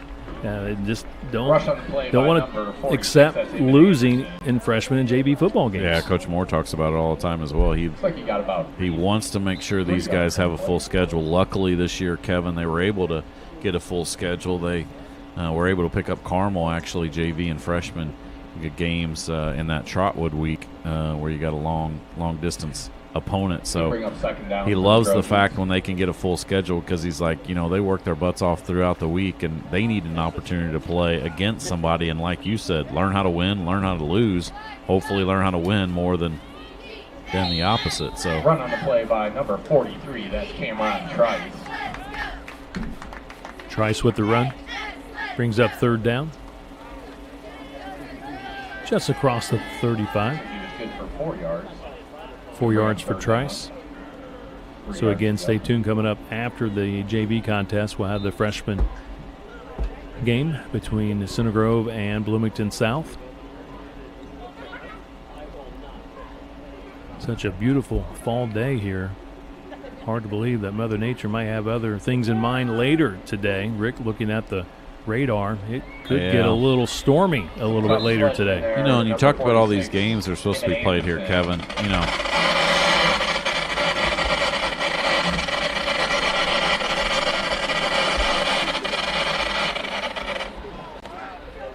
Equally more important, Kevin, just across the way there at the White River Fire Township, there's a trunk or treat. So you think we can sneak away there and get some Reese's cups or something like that? I'll put you on that assignment. All right, I'm on it. I like it. Yeah, anything with chocolate and peanut butter, I'm totally in. I'm in. Count me in. That's definitely a weak spot. 4th and 1, Center Grove going for it. And the Trojans do run for the first down. Anderson with authority. Just bouncing off tacklers. That's where you try to tackle somebody like that one time, and after that you're a little more gun shy to say, why in the world do I want to hit that guy? So that's probably under a minute and a half now. Kevin, Center Grove gets a first down, so they'll probably run a couple more plays, and that'll be it. Number 46, Emmett Anderson for the Trojans. Clock running, approaching 1 minute. So Center Grove will conclude the junior varsity season 9-0. Again, talking to Joey Siderwitz last night, he said, you try to make a prediction of where you might be, and he was just saying, hey, if we could be over 500, you just don't know. And the fact that they run the table and they go 9-0, that speaks volumes, one, about your coaching staff, two, about your depth as well, and just getting after it. Center Grove, like you said, has some very competitive games early in the season, one-score wins, and as the season progressed, they just got better and better and better. That's what you want. I mean, you obviously want these guys to improve. They got to be ready to play. A lot of them going to have to be ready to play next year on the varsity level. So a fantastic season, great season, and well-deserved undefeated JV team. South Panthers 14, your Center Grove 41-14 final score. Perfect 9-0 season for the Center Grove Junior Varsity squad. Congrats to Coach Joey Siderwitz, head coach, offensive coordinator, Kevin Deedle, the defensive coordinator. Big thank you to both of them for sending us updates throughout the season on the roster, the progress of the team. So just appreciate their help with the Saturday games, and I know they're real happy that we're able to do these Saturday games. I'm not sure how many other places actually do Saturday JV freshman games. I'd say you can probably count Kevin on one hand, maybe one finger. Anybody else? I mean, some places might have the huddle camera lined up, but it's fantastic. And the reason why we can do that is our great sponsors that we have: Duke Holmes, Coldwell Banker, Stiles, Bailey, and Wood. I think those are the main three ones for the JV and the freshman game. So we got one more game here, freshman game. Looks like they're going to put 10 minutes on the clock, and they'll probably get that started. And we'll be back with that one, and hopefully freshman team can also finish on a strong note. So we'll take a break. We'll be back at, like Rick said, 10 minutes for the freshman contest. Center Grove 7-1, trying to finish out the season at 8-1 in freshman football. Their opponent, the Bloomington South Panthers. That's coming up next. This is CG Football.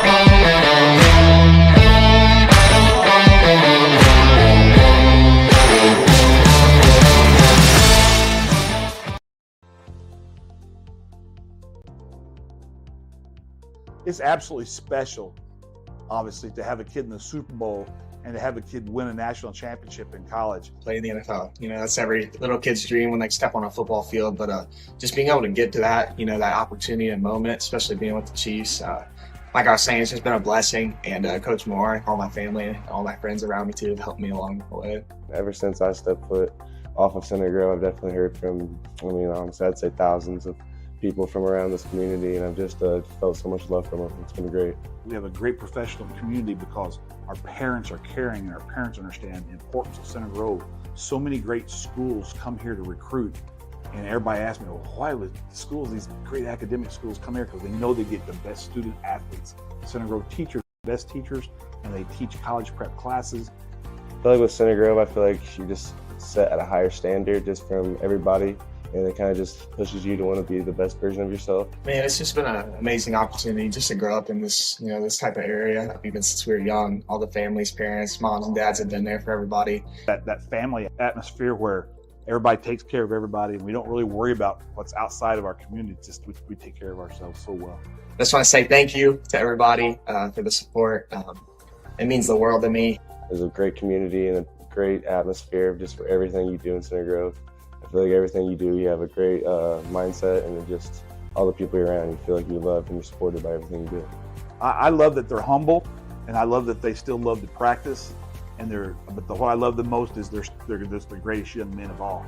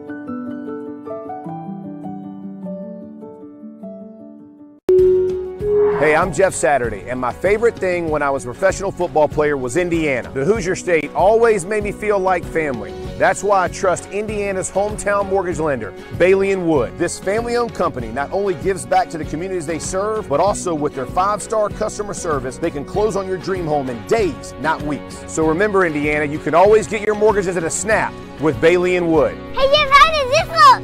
Yay! Not bad, bud, but let's stick to mortgages.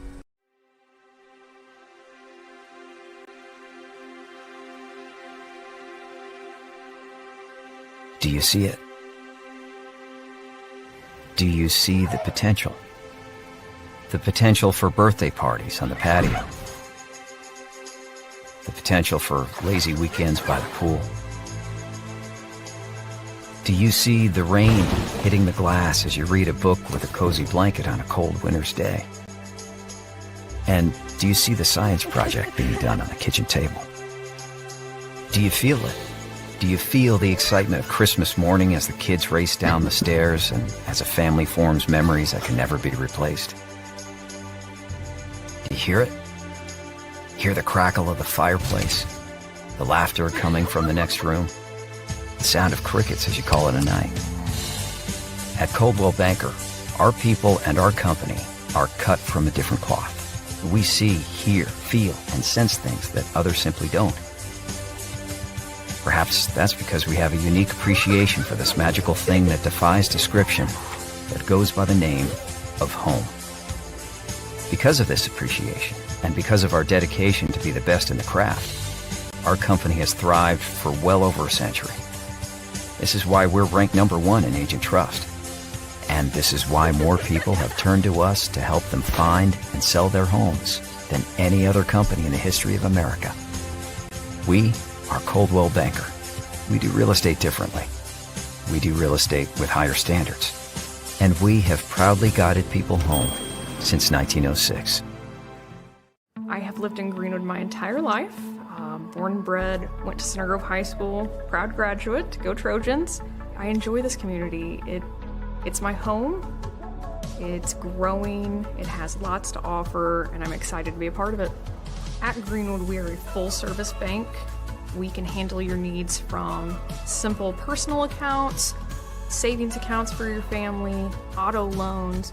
If you need to have a mortgage, we can meet that need. Emily Ribley has been in our office for years and knows the area.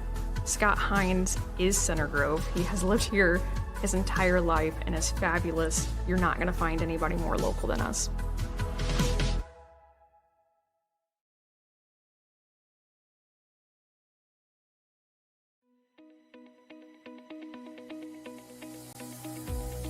So we're south of the main high school, right outside door 3 for people that have lived in the community for a long time, the entrance to the West Gym. So we named this the Academic Pavilion. It's got about 18 classrooms in it, and a cafeteria annex where we can seat, probably between 250 and 300 students. It's got a lot of natural light, and there are really light tunnels from the 3rd floor down to the 1st floor. I like the way it was designed because it gives us some flexibility for instruction. So it's right at 50,000 square feet. As we look at our enrollment projections, this first phase was built with the idea that we could add on almost an identical wing to this, just to the west of us towards Morgantown Road. That should set us up for what we think, or at least what our demographers tell us, would be the maximum size of the high school would be. The Student Activity Center, the Natatorium, and now the Academic Pavilion. We built all 3 of those without raising the tax rate for our community. And that's kind of the beauty of really kind of being strategic about building and how much you're going to spend. For me to sit here and be able to tell you that we think this Academic Pavilion will last us for another 15 to 20 years without needing another one means we've put a lot of thought in this. It makes people want to move here, and it helps our community grow.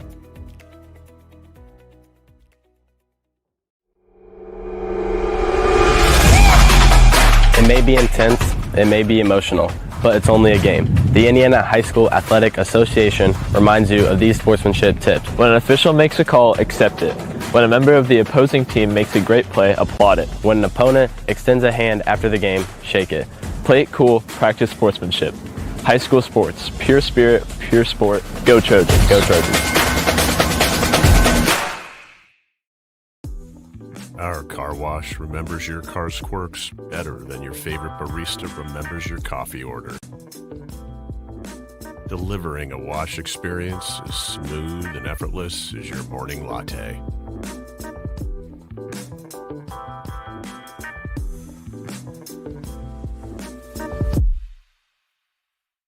Providing great service is about more than installing water heaters and fixing ACs at Peterman Brothers. It's about serving people and serving our community. We see it as our responsibility to help our community grow.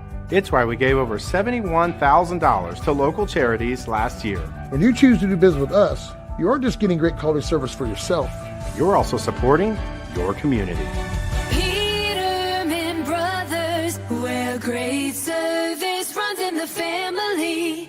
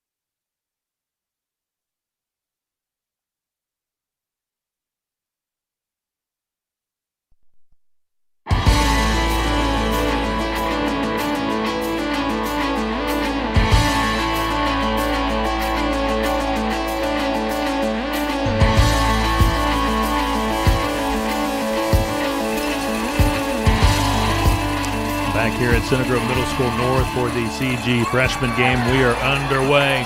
We have a flag. Great return for the Center Grove Trojans. A flag near midfield, but what a return for the Center Grove Trojans. Number 8, that's Willie Frazier. Yeah, Willie Frazier had a big return there. Unfortunately, that's going to come back pretty obvious.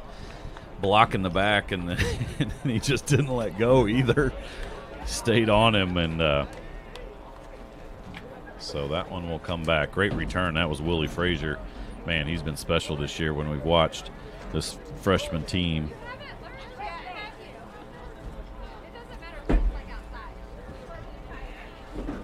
So this is the freshman game between Center Grove and Bloomington South. Center Grove 7-1 on the season. Final game of the regular season. The Center Grove junior varsity team just got a nice win over Bloomington South in the first game today, 41-14. So JV for CG, perfect this season, 9-0. That's it.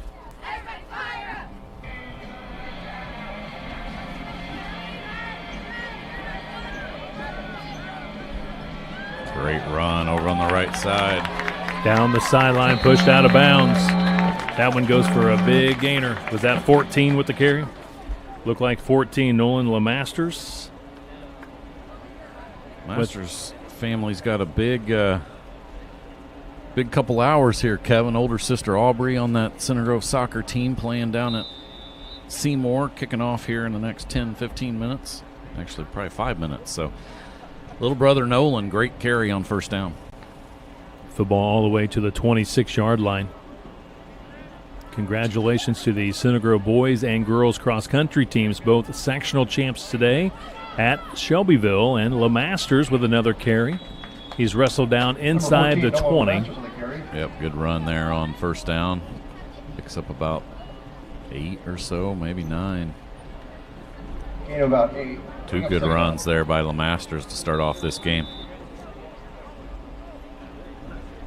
The freshman team's only lost once, Kevin, and they've been very, very good all season long. And it is a very talented freshman class. You've got 3 or 4 contributing at the varsity level, another 8 or 9 starting on the JV. Big hole there. This is Cohen Limeberry. First down and a whole lot more. Almost got the touchdown. Yeah, that's what's called an angry run there by Limeberry. He was trying to get in that end zone. Only came a couple yards shy. 15 yards down to the 2-yard line.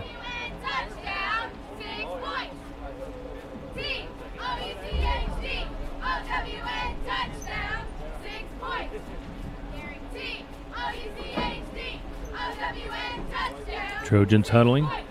Opening drive of this freshman game. Rick, I think we might have some relief from the sun. I think it might be over the top of the press box now. We were looking into the sun most of the JV game. Mitchell, incomplete pass. Easton just couldn't catch that one. That was a pretty good ball from Michael Mitchell. Good coverage by the Panthers. Second and goal at the 2.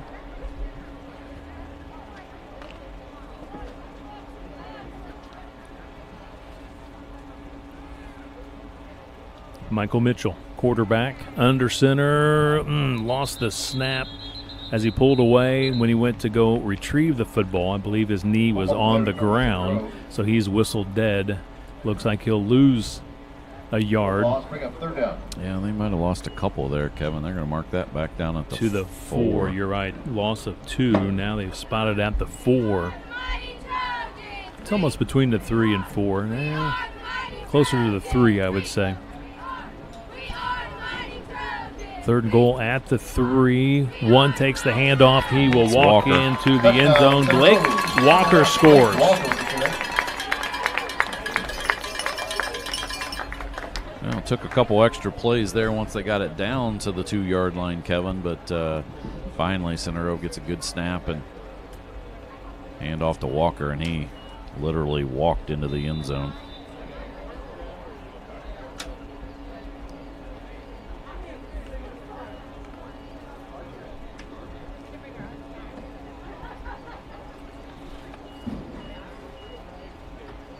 Tyler Loudon, 6'1", 145-pound freshman kicker with the PAT. He's got quite a leg.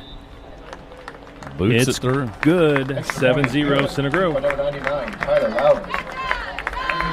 Center Grove 7. Well, they marched the ball right down the field, very similar to the dominating performance by the JV that we just watched in 4 possessions, 4 touchdowns in the first half there. Actually 5 possessions, 5 touchdowns for Center Grove. And right there, same thing. Good runs by LeMasters, Limeberry, and then Walker takes it in from the 3.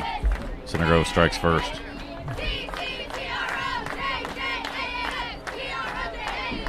Good shot of the Center Grove freshman cheerleaders doing a great job right below us. Those freshman cheerleaders, Maya Andrews, Amelia Bird, Kirsten Davis, Piper Ford, Marissa Gross, Chloe Langman, Brielle Oliver, Ashlyn Paget, Aaliyah Spengler, and Addison Stidell, freshman cheer coach, Macy Price. Temperatures now mid-70s, 76 degrees. Start off in the 60s this morning. Beautiful fall day. Games being played today here at Center Grove Middle School North. Again, band competition going on at Ray Skillman Stadium at the high school today. Always Great to have these wonderful facilities even here at the middle school level. Wow. Playing on grass today. What a great kickoff by Loudon inside the 5, and good return going for the South Panthers. Tackle made by Wesley Matheny. You're right. I mean, Loudon booted that down, caught on the 3-yard line, and a good return for Brownsburg. Gets it out to right at the 30-yard line before Matheny gets the tackle. 25, 26 yards on the return. First possession here for Bloomington South. Again, this is the freshman game. Game number 2 out of 4 for us today. We have the Indiana Elementary Football Association Final Four coming up at 5 o'clock and 7 o'clock. Again, all depends on what Mother Nature wants to do.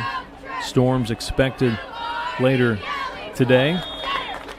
If those games do get postponed because of weather, sounds like they may try to play those games tomorrow. Colt Signer with a beautiful stick from that safety position after a short gain, maybe a half yard for Bloomington South. Signer has been an absolute hit machine from that safety position all year long. Ben Scott gets 1 yard at the 20, should say 31. Tackled in the backfield was at 48. 48 for Center Grove. Aiden Usher. Wow. 6'2", 215-pound defensive lineman. That is a large young man.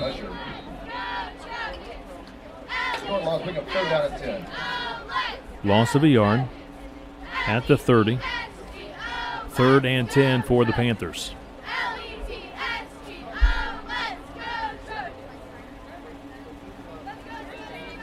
Hayden Fields, quarterback, throwing and nearly picked off. Frazier was right there, just the ball a little bit behind him, so that's going to bring up more than likely a punt if they have a punter. Cooper Linke, the intended receiver. Punt team in for the Panthers. Is that number 4, Mason Parker? I'm more worried about the wasp that's hovering around me, Kevin. Higginson's press box here. I think it is 4, Kevin. Yes, Mason Parker, 6'1", 135-pound punter.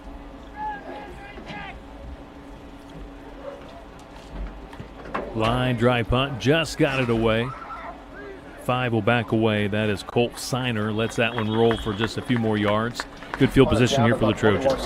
Had a thought to pick that up, but a wise decision there. Not very many guys blocking. Center Grove brought some pressure, and there was 2 or 3 Bloomington South Panthers bearing down on Signer, so better to just get away and let that roll a few yards and take over for your second possession. Football at the Trojan 41.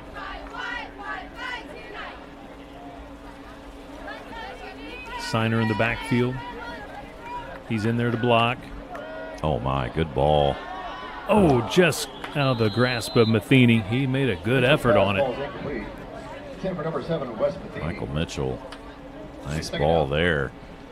Matheny, I think, kind of broke off his route a little bit early and then went up and tried to make a great catch, but ball just barely went over his fingertips. 2nd down and 10. LeMasters, left wing back. Halfback takes the handoff coming this way. That's 21. Cohen Lineberry trying to get him down. They finally wrestle him out of bounds at the 30-yard line. Wow, great job there by that offensive line, Kevin. Just absolute big holes up front. We'll talk about them now. Number 75, Andrew Hartman. 63, Gus Ducote. 70, Ethan Rubish. 52, Lane Robards. And 64, Logan Canada. Also, might see Corin Copeland as well on that offensive line. 30 yards for Lineberry at the 29. Rolling right. This is Mitchell on the boot. Middle of the field. Oh, just overshoots 47. That's Paulie Hayes. Coach said they tried that pass play at Cathedral, and he was wide open. They just missed on it. If they hit on that play, he said, against Cathedral, that goes for a score. And That one there also, if he hits on it. Paulie Hayes. It's a touchdown. Younger brother of two twins seniors on the varsity team, Vinny and Frankie. Yeah, we'll have to see which one was born first. Yeah, you asked that question. I got to figure that out. I have an in on that, I know. 21, that is Lineberry. He gone.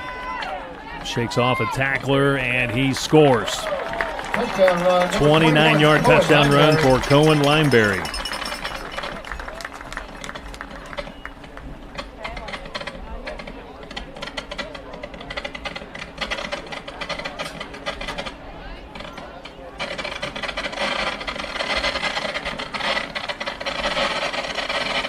.343 left to play in this opening quarter.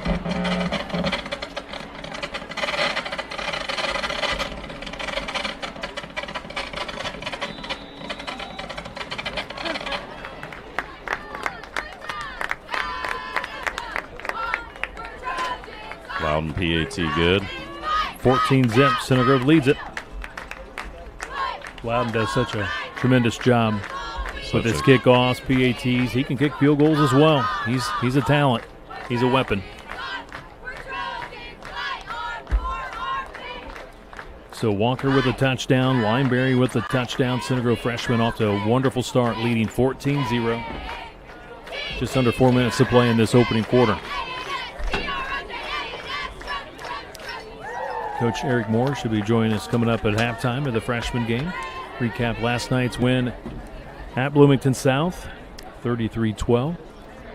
First time the Trojans and Panthers have played varsity football since 2009.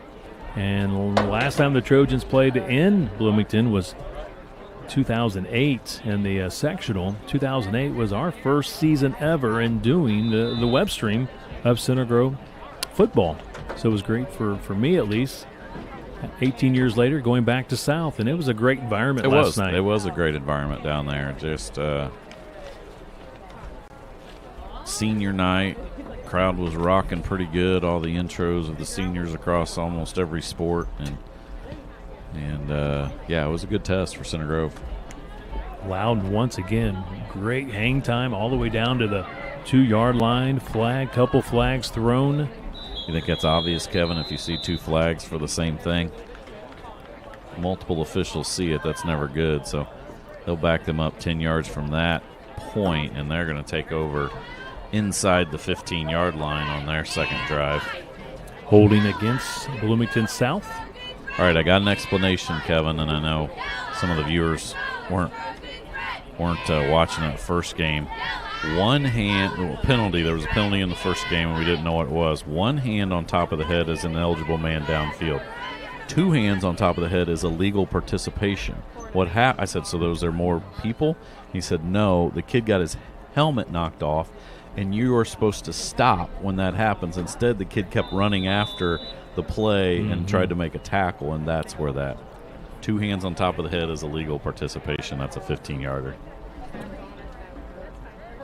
I know everybody at home was just on the edge of their seat waiting for that explanation. That happened in the CG Bloomington South JV game this morning. It's all about safety, obviously. You lose your helmet. Yep, absolutely. I know it's hard to tell a football player to stop playing, but it's a safety concern. James Grant with the tackle there, man, 57. We've called his name a lot over this year. He just continues to get better. He's always around the ball. A little bit smaller statue, but man, he's got speed. 5'10", 175. They get him in the Marty Mills weight room in the off season and speed drills and everything else. He is going to be a handful the next 3 years. 1 yard for the Panthers. Second down and 9, and wow, he is swallowed up. Grant and 44 for Center Grove. That's Zach Euler. Handed it off to Henry May, and he was greeted abruptly right as he took the handoff all the way back to the 10, a loss of 5 yards. Yeah, Euler, a big kid, 5'10", 210 in that linebacker position.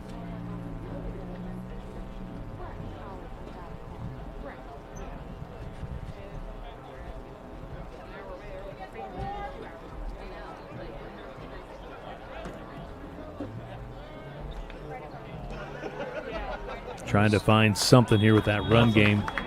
Grant again, along with his big off defensive lineman, 91, Talon McFarland. And on the tackle, so Bloomington South goes nowhere, goes backwards. They're going to have to punt again. Center Grove should have great field position. Taking over on this one. Yeah, offensive line just not able to keep the pressure off. Center Grove just coming after him. Mason Parker in to punt for a second time today.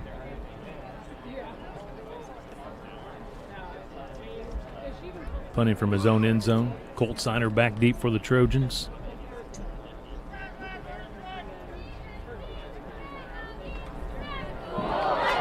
Looks like it was tipped. It was blocked or tipped. Ball goes to the 5, and if you tip the punt, you can run into the punter. It's not roughing the punter at all. As long as you get a piece of it. Oh, my goodness. Jonathan Denton, 42, 6 foot 195. Oh, now the great thing about all that from the sportsmanship standpoint is Denton, after absolutely crushing a punter, then stopped and helped him up and made sure he was okay. Good point. But, I saw that too. So the ball goes to the 5. Center Grove football, 1st and goal at the 5. Short field for that offense again.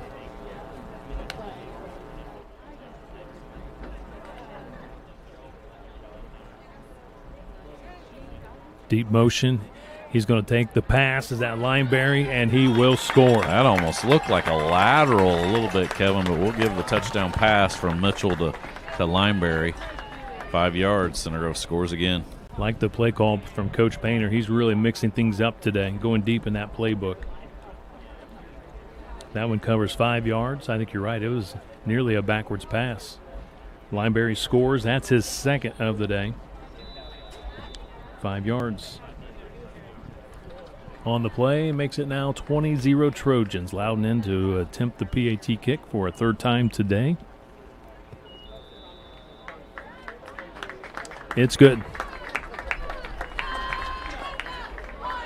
21-0 Trojans. 53 seconds remaining in this opening quarter.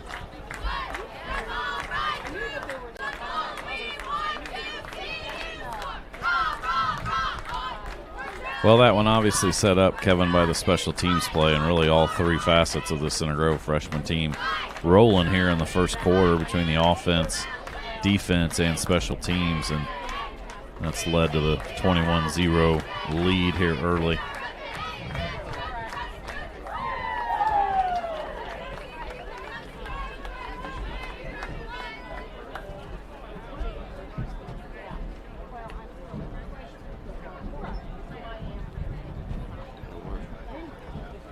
Loudon will kick off again. He's been busy. PAT kicks and kickoffs. He's been close to a touchback. He's put both kickoffs so far inside the 5. Yeah, I hope he keeps kicking. Obviously, the kicking room for Center Grove is loaded, Kevin. You got Kornpropst as a junior who's really had a fantastic season. Gilstorf as a sophomore for the JV has been really good. And then you got Loudon, the freshman. Man, right at the 2-yard line, he makes this one. Another penalty. 2 flags down again. Nice return for 15 for South, but again, a couple of flags down in the same vicinity. 15, nice return. Unfortunately, not on the freshman roster today. Do we have holding once again? I'm saying that's a pretty good guess, Kevin. Holding or blocking the back. Holding against the Panthers. They'll take over again, Kevin, inside the 15-yard line. And, man, when you're an offense that is struggling to move the ball, last thing you want is to have to take it over at the shadow of your own goal line. I know no shadows today, Kevin, so far, but figure of speech. I see one here to the south end zone. Well, that's what I meant. The one to the north, it goes off the field, but the one to the south is on the field. So I understand what you're saying. So all the way back inside the 15, looks like it's going to be at the 14 following the penalty. Maybe a yard there on first down. That might be the end of the first quarter. We'll see if they try to run one more play. Clock under 30 seconds. Looks like the Bloomington South coach is saying, hey, take your time, let that clock run. Yeah, they'll go over and talk about it, and that'll be the end of the first quarter. Great start for the CG freshman team leading Bloomington South 21-0 after one quarter here at Center Grove Middle School North. Trying to close out the season with an 8-1 record. This is CG football.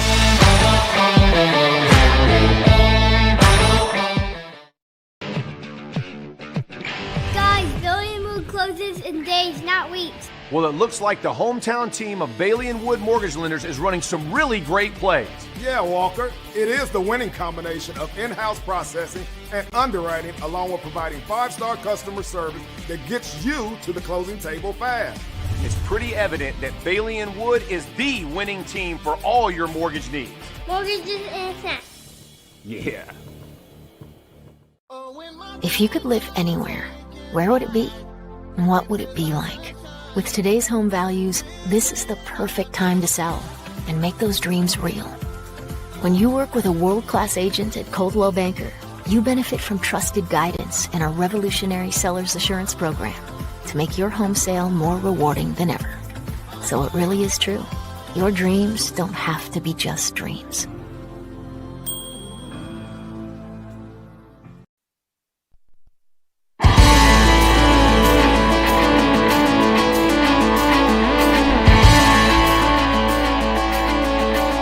Freshman leading 21-0 over Bloomington South here at Center Grove Middle School North today. Second down and 9 for South. Starting the second quarter, trying to find an opening here with that run game. Center Grove's been so stifling in this opening quarter with the defense. Minimal gain here for Bloomington South. Yeah, I got a couple more yards there on second down, but you're right. Just that front four for Center Grove has been so good, and just not a lot of space. 97, Ari Lanson. 91, Taylon McFarland. 48, Aiden Usher up front there. And 31, Jaden Hawthorne.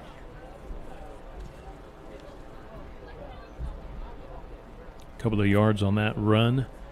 Brings up third and long for South.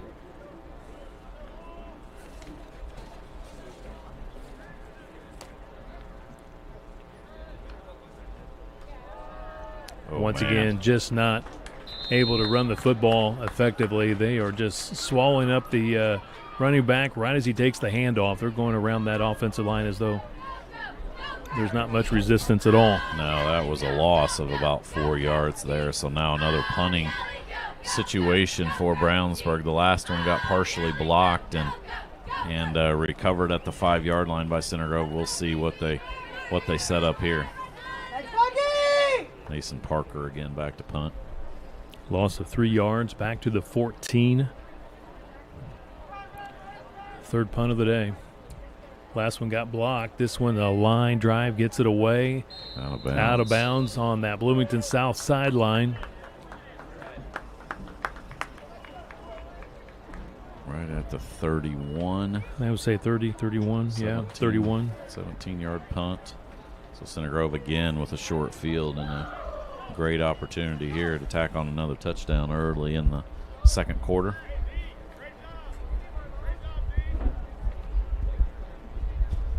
Coach Moore down on the sidelines. That is a great sight, I'm sure, for all of these freshman football players, knowing that the big guy is around and watching their games as they do every Saturday at home. After they do film and everything else, those games are at home.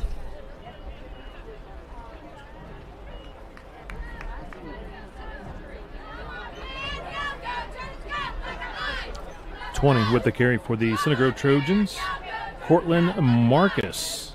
First time we've mentioned Cortland's name today.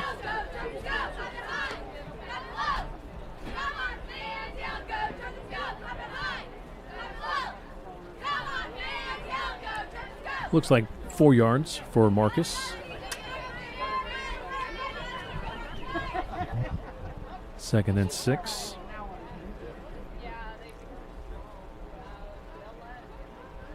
Bobbled snap, picks it up, stays composed, and knocked Good play. away. Yeah, nice play. Number 4, the punter. Mason Parker.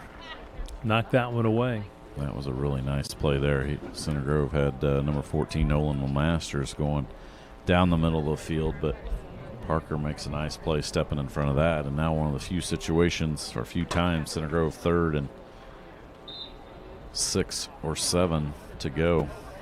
So Center Grove Volleyball wins its sectional semifinal match against Southport at Southport, 25-19, 25-18, and 25-13. They'll play at 6 o'clock in the sectional championship back at Southport to play the winner between Perry, Meridian, and Franklin Central. That will be a tough one tonight. Both those teams, especially Franklin Central, was in control against Center Grove earlier this year in a match we did, and Center Grove was able to come back and beat them. So that'll be a tough one tonight at Southport. Football just shy of the 25-yard line. 4th down here for the Trojans. I would say they need a good 4, if not 5 yards for the first down. I would say a long 4. Mitchell in the gun. Lemasters in motion. He takes the handoff, turns it up, and he is close. I think he's got it, yeah. Solid spot. He's got it. You're right. Good job of cutting it up by Lemasters. Puts his foot in the ground, gets up the field, and picks up about a yard past the first down marker. So Center Grove keeps the chains moving.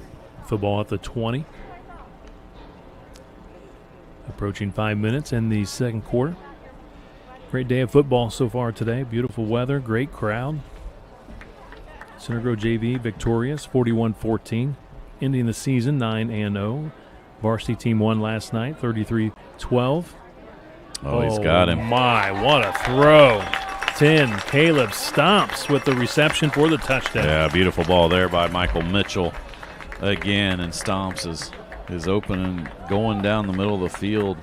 Caleb Stomps, younger brother of Harrison Stomps, former Center Grove football player, now playing collegiately on Saturdays, but nice ball there by Mitchell.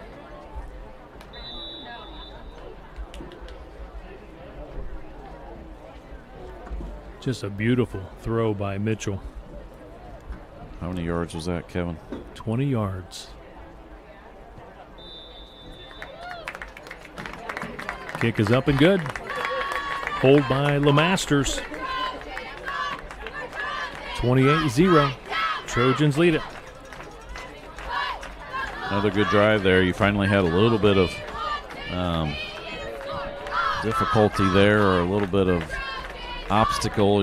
4th down situation, 4th and about 4.5, like you said, but you were able to pick that up on the run from Lemasters, and then one play later, Mitchell to Stomps into the end zone. Mitchell's 2nd touchdown pass today, and Center Grove in control.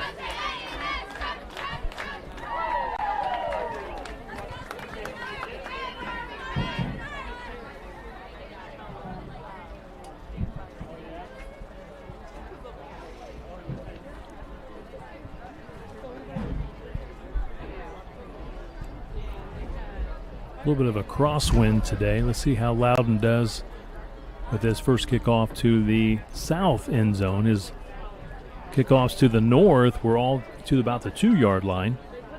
Let's see if he might be able to get a touchback. Kicking this one to the south.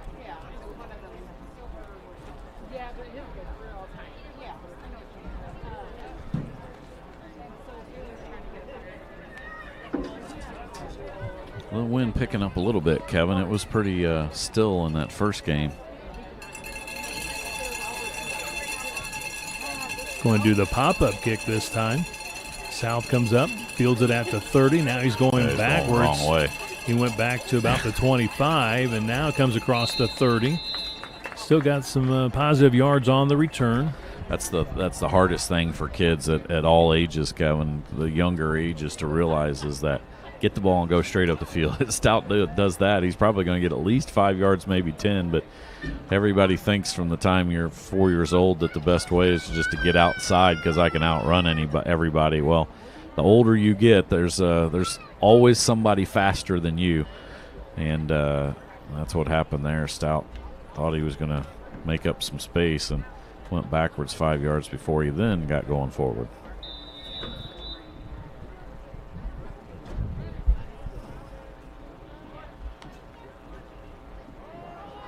Just nothing there. That was 14 on the run. Henry May. 42 for Center Grove. Jeremiah Denton. It's a tackle, and then make sure everybody knows that he made the tackle. No gain on that one.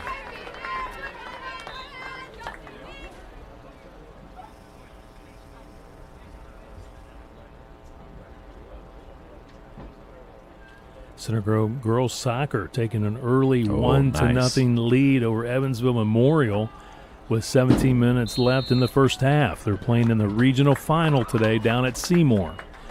Goal by Lexi Wilson.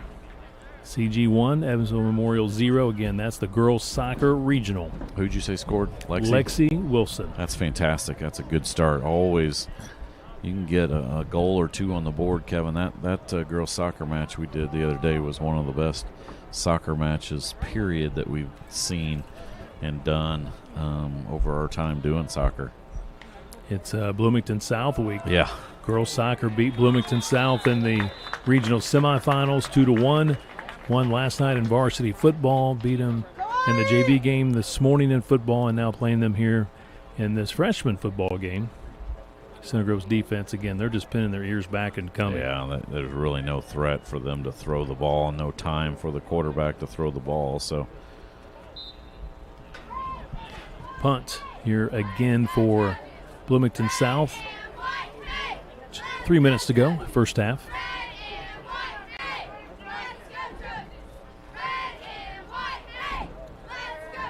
Steiner going to get a chance.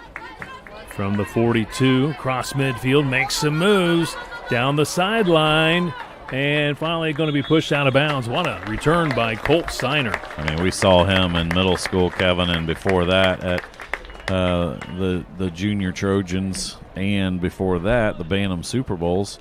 All the years of us doing that, man, Steiner's been fantastic. This year they kind of concentrating him at safety, but he's getting opportunities to return punts, and right there he takes advantage, and a big return gets it starting position on about the 22, maybe 23. 22, I would say about a 36-yard return for Colt Steiner.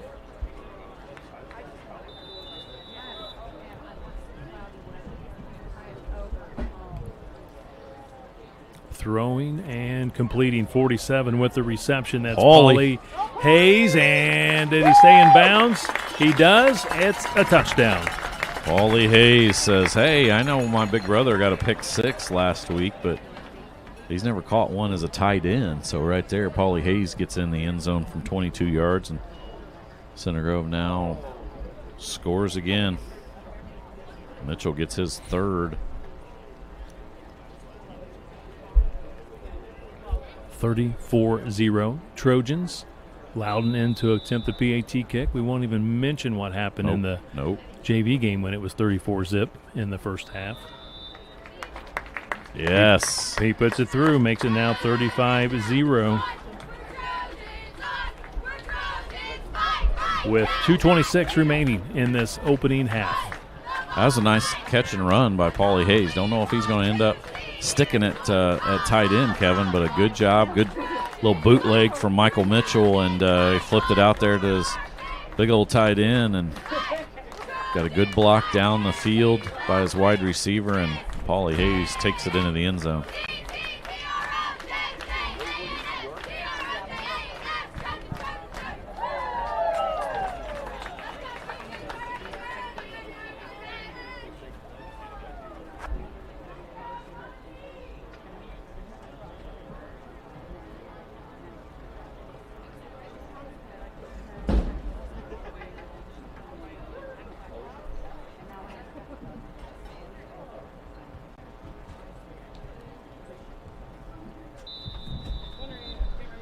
Loudon once again kicking off. Last one was more of a pop-up type kick. Let's see what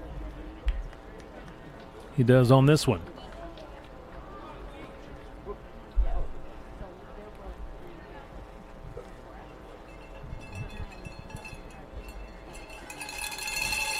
Pop-up kick here to the near sideline. That's going to be a good spot. It bounces backwards, and it's still loose. Center Grove appears to have gotten on it. Grant might have got on that.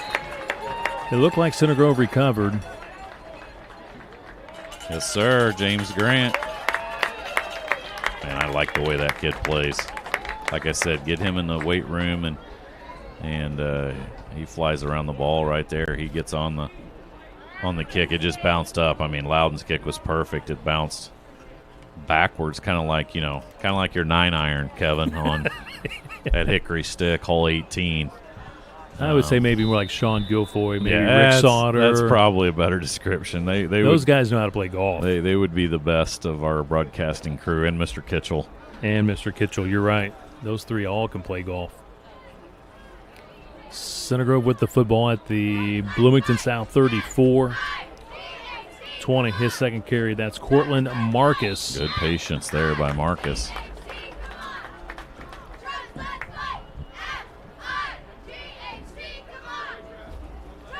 I'm guessing right around 7 yards. Second down and 3. Under 2 minutes left here in the first half. Tyler Heastand brings in the next play for the Trojans.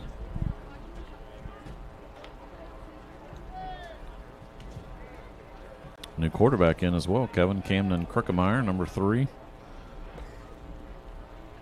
And he's going to throw. Oh. And, got picked off. 7 stepped in that passing lane. Hudson Clark read that one well. INT. Yeah, that's the best play for Bloomington South so far in this first half. Crookemeyer just didn't see him there, Kevin. He's looking for his wide receiver and stepped in front of him. We'll see if Bloomington South can get any kind of. So far, that defense has been stifling for Center Grove. No first downs. It's been tough sledding, that is for sure, for this Bloomington South offense.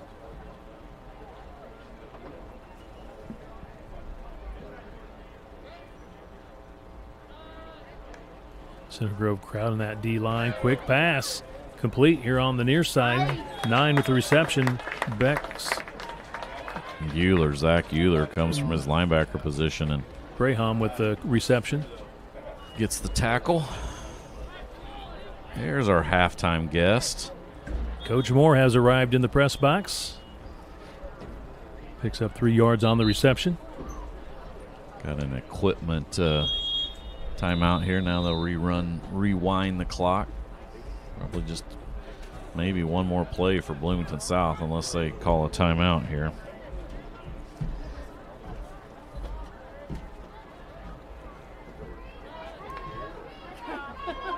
Oh, man, slow developing, and that is not what you want to see. Oh, they going to get a face mask there maybe? Yeah. Thought he might have got just brushed against that, and that's what they're going to call. So they'll call a 5-yard face mask on that. So they'll get.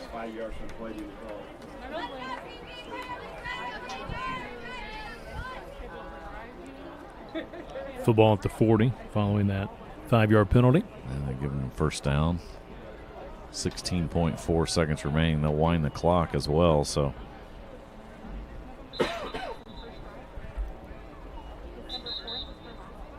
Yeah, I don't think it was enough for a first down. It was 2nd and 7, and then all of a sudden, yeah. So now 2nd and 2. Resetting the chain game. Now they'll wind the clock.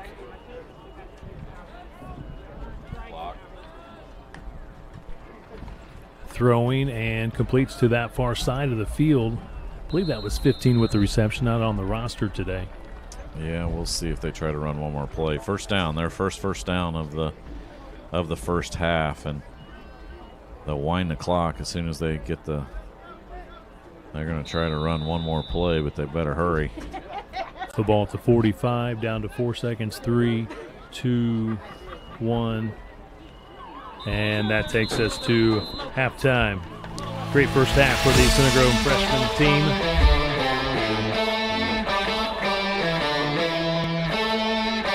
leading 35-0 in the regular season finale against Bloomington South. Up next, Coach Eric Moore joins us to talk about last night's win and get you ready for the state tournament. This is CG Football.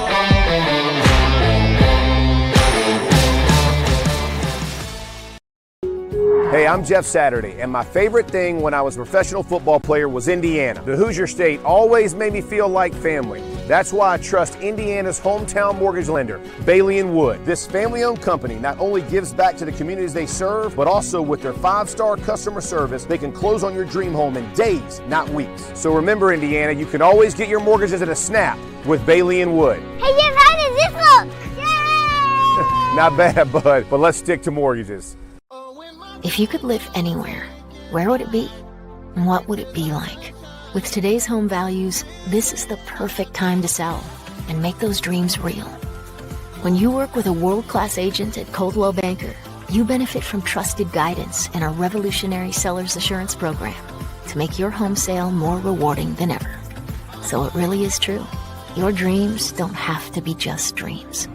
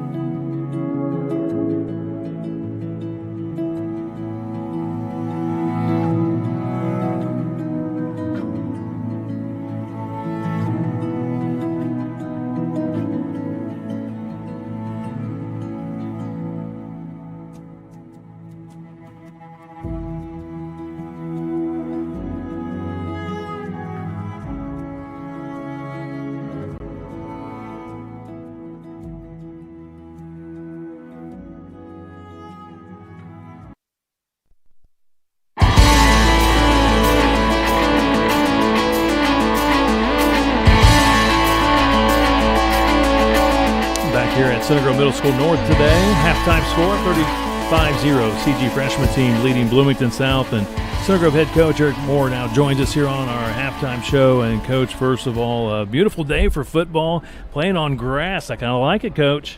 Yeah, welcome back. The Kevin Conrad vacation tour is over. Me and Holt, we take some time Who's off. that on? I haven't seen Holt in years. Glad to see you're back. Obviously, we can do well without you, so if you need to take off any more time, go ahead. No, it's great.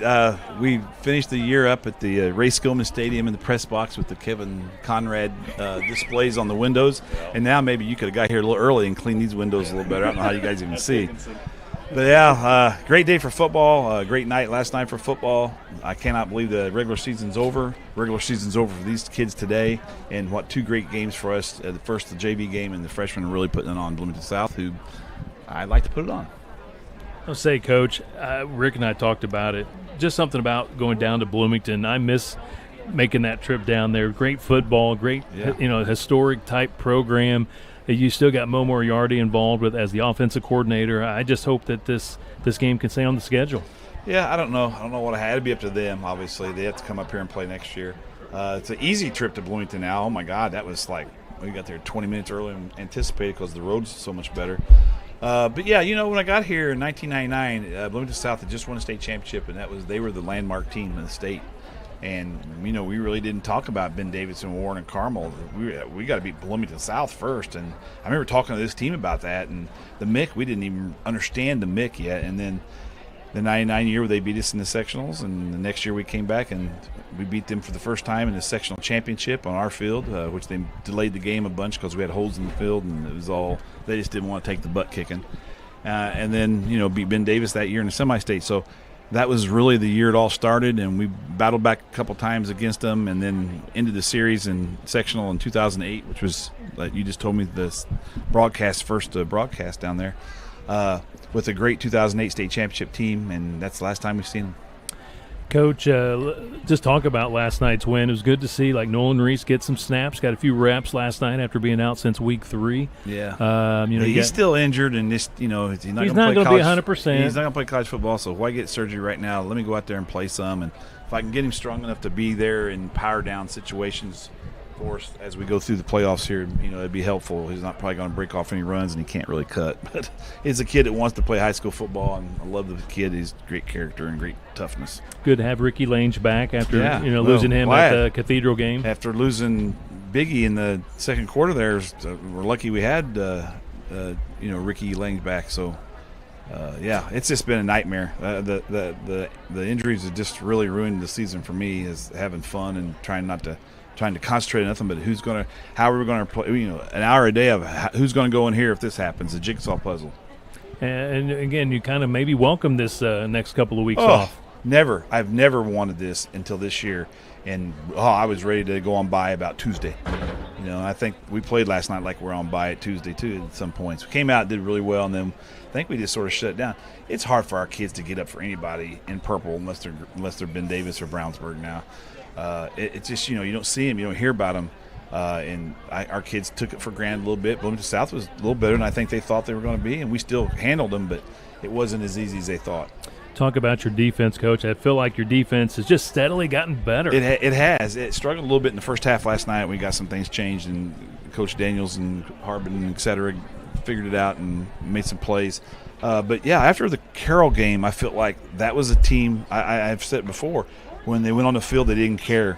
They just wanted to go out and shut them down. And second half last night, we shut them down really well. And, all props to the D guys. And offensive did what we had to do. We had a touchdown called back again, which really stinks. If we get through a game where we don't lose a running back and we don't get a touchdown called back, that'd be a great day. So did you guys celebrate this morning? Stanley got that big interception last night. Wasn't a lot of celebrating this morning with Coach Moore. I saw a lot of things I didn't like. I know. Clean up. But D. Lyman get it. He did. He did a great job. I'm really happy for him. He did a really good job reading that. What people realize, last week he made some plays off the backside. We celebrated him in our meeting after school on Monday about he chased that Xavier Moore down from the back and made some plays and really helped us in 3rd down and 4. He got him, before he could get. I told you we had to get him before they got started, and he was the motor there, and he's a little bit injured right now. So no, we didn't celebrate too much. We'll talk about it more this week. Coach, I know we don't want to talk too much about the injuries, but I think you're hopefully going to get a few more guys back here in the next few weeks. You hope. The problem is they haven't done anything. I mean, what can you do? You just can't. Football is the kind of game you can roll out there and just start playing again. You got to get ready. Your body's got to get ready and used to this and that. And even Nolan last night felt that he couldn't make a cut that he normally makes. So, it'll be fun to get him back. I ain't gonna lie to you. I'm so excited to get these guys down here at practice next week. Now, not really next week, but maybe Thursday or Friday and the week after, because there's so many of these kids here that we're already looking at it next year and maybe can help us on some special. Our special teams were not good last night. We didn't excel in specialties last night. And I think it was we were just tired. I had a tired football team through these 9 weeks. A lot of injuries, a lot of people playing different places, a lot of physical games. We were just tired, and I know it was their mode was just get through it, because that was my mode as well. So we're through it. Now it's time to rest a little bit, maybe get some of these kids involved to help us on some special teams, because there's dudes out here in this freshman game that want to hit you, and that's what we like. Coach, you call it the drive for 5, and obviously having Jeffersonville at home a lot better than going to Jeffersonville for the sectional opener. Yeah, especially if you've had your butt has been in a bus seat as much as mine has this year. Good Lord, that was horrible. And even last night it didn't feel too bad because it was so short, but it still was an hour bus trip. But this has been a tough year to travel, and I'm just glad. And our fans got cheated to home games, so let's get them another home game back. Coach, appreciate you coming up, joining us here at halftime. But you're right, this freshman team, this freshman group, they're special. Yeah, they are. Thanks for all you guys have done this year. 9 weeks of football on Saturday mornings, giving it up. Well, Carmine was here about half the time. Thanks to everybody else for all the hard work they put in. Good to have this guy here back from scaring us with the heart situation. I'm glad he's back, Mr. Hendrick. But thanks to everybody out there that does all the nuts and bolts for the program. Chris Tapak, the president of the Parents Club, does a great job fixing stuff and getting us ready to go. Parents have had a huge impact on our team this year because we had so much need for them because of all the travel. And then the kids have followed suit by playing football. Got a fall break under our belts. Time to get a bye week down, get some rest, and get ready to go for the Drive for 5. Go Trojans. That's well said. Thank you, Coach Moore. Trojans ready for that drive to get back to Lucas Oil Stadium. It'll start a week from this Friday at home against the Jeffersonville Red Devils. In the sectional semifinal. So we're ready for the second half in this freshman contest. 35-0 Center Grove with the lead over Bloomington South. Should be a running clock here in the second half. Once you get to 35 or more on that scoreboard, you go to a running clock in the second half.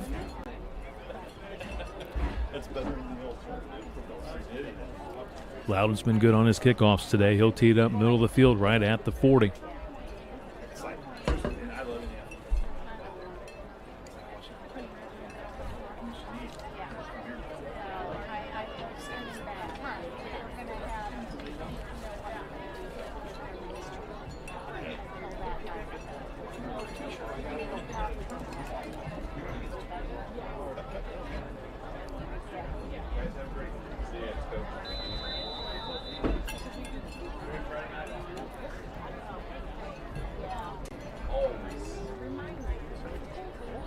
Always great to hear from Coach Moore.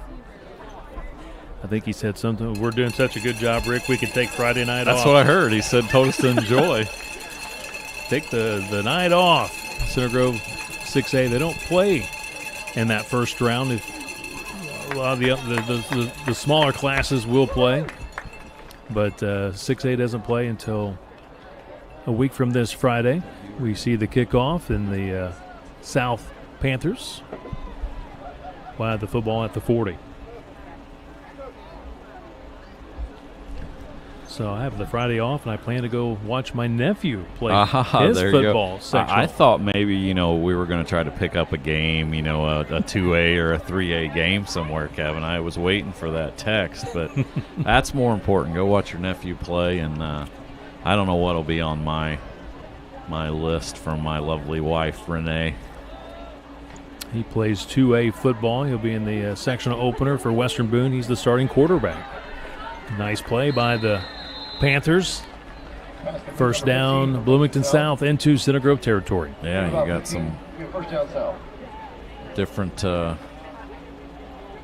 think they mostly got their starters in still, Center Grove, probably for a possession or so on defense. But, you got the running clock situation. Center Grove up 35 at halftime there. So this second half will go pretty quickly. I got the answer, Kevin, that we started last night talking about at the varsity level. Who is older, Vinny or Frankie Hayes? It is Frankie. I was going to say Frankie. 6 minutes older than Vinny. So he's the big brother to Vinny, and I'm sure he never lets Vinny forget that. Their younger brother, Paulie, had a touchdown reception in the first half from tight end position. Second down and 10 for the Panthers at the 45.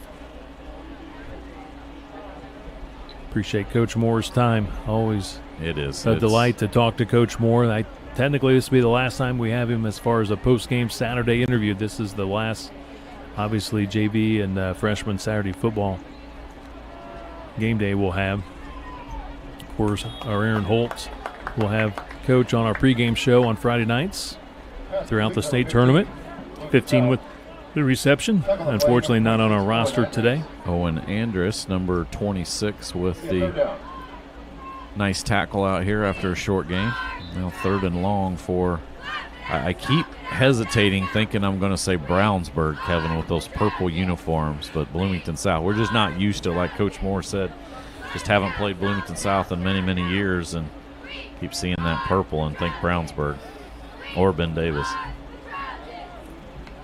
Center Grove last played South in 2009 at Center Grove, and 2008 last time the Trojans played down in Bloomington. Center Grove's actually won the last 3 varsity games against Bloomington South. You go back to 8, 9, and last night. That's the first time Coach Moore has played or coached against South in a regular season game. That was some interesting tidbits that he told us about. I knew he had a bunch of family. They had one of them, one of his nephews, I believe, was sitting in front of us and talked to us a little bit during halftime. So I knew he had a lot of relatives. That was great. That was great to see them out on the field afterwards and going back to his roots. A lot of family there last night. You're right. He had, what do you say, about 18 or so family members there last night. So I saw him after the game, and he was on the field for quite a while. Signer was tiptoeing along the sidelines, hoping they wouldn't see that foot step out of bounds, but he did step out after a pretty good gain again, about 15 yards on that punt return. But Coach taking quite a few pictures last night after the game on the field with family, showing great support for Coach Moore. Football returned to the 32-yard line by Signer.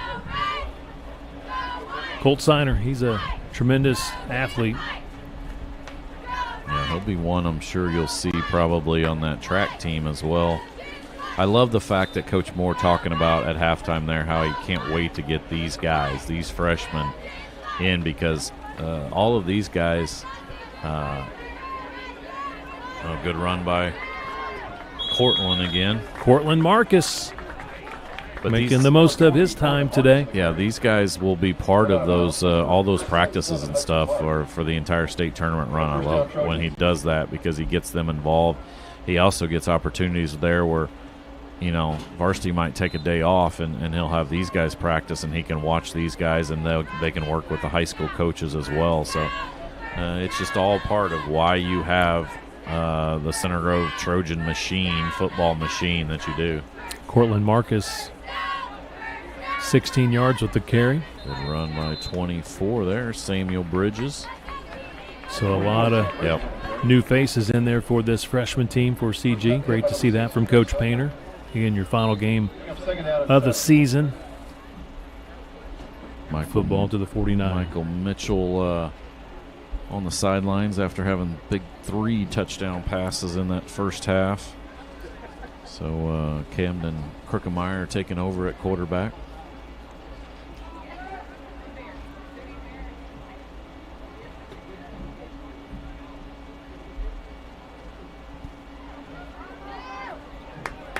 Marcus hanging on to that football, did a good job. Got a little wobbly there, but did hang on. First down for Cortland Marcus with that carry.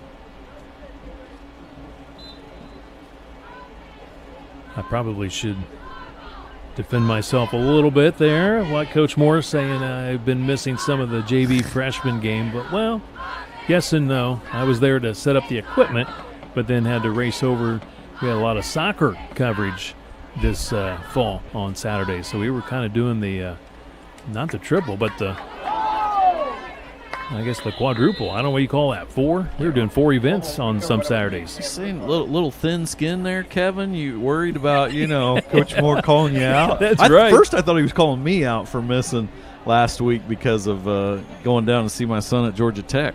But then I remembered, hey, we didn't have Saturday football last week, so Kevin didn't like that. I've had all kinds of guest announcers with me after you set up the equipment, of course, because you know that would probably be a disaster if I was setting that up. But yeah, we've had the full gamut of Greg Coy and Travis McMahon, and one week you had Scott Hines with you in my place. That's right. Appreciate all those guys helping us out this year, and big thank you to you to filling in when I wasn't there on the play-by-play. But yeah, I typically was over at the soccer complex handling things at soccer. Yep.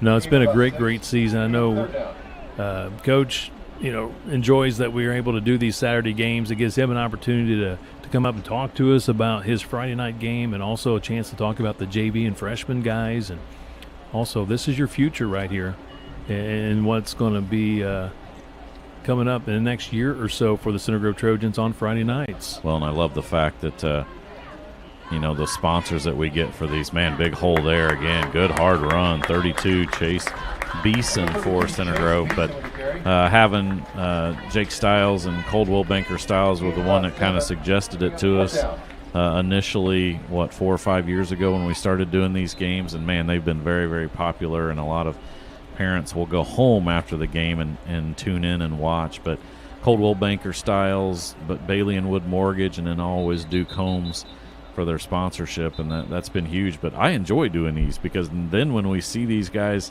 in a couple years at the varsity level, then they're like, hey, I remember how much, we talked about Ricky Lange played freshman ball last year, and he was, we'd watch him, like, oh my, that kid's going to be a stud. And now there's a few teams across the state of Indiana and one in the state of Ohio that agrees with us after seeing him at the varsity level. Beeson on 4th down. Nice carry. Picks up the first down for the Trojans. That'll be the end of the third quarter. That was a quick third quarter. Again, running clock. A lot of subs in now for the Trojans. They lead it 35-0 over Bloomington South. This is CG football. If you could live anywhere, where would it be? And what would it be like? With today's home values, this is the perfect time to sell and make those dreams real. When you work with a world-class agent at Coldwell Banker, you benefit from trusted guidance and our revolutionary seller's assurance program to make your home sale more rewarding than ever. So it really is true. Your dreams don't have to be just dreams.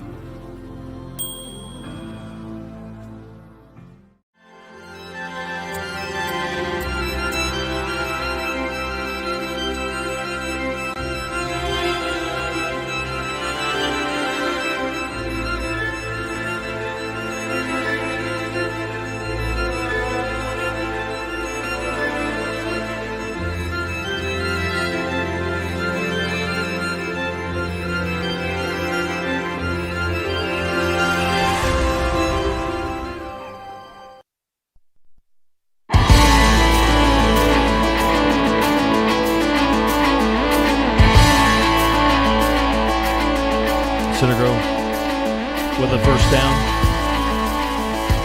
with their backups in, leading 35-0.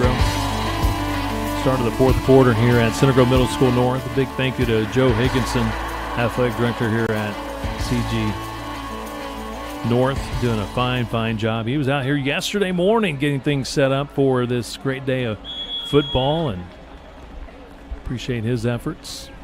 And he, for some reason, wanted to go down to Bloomington to watch IU play or something this afternoon.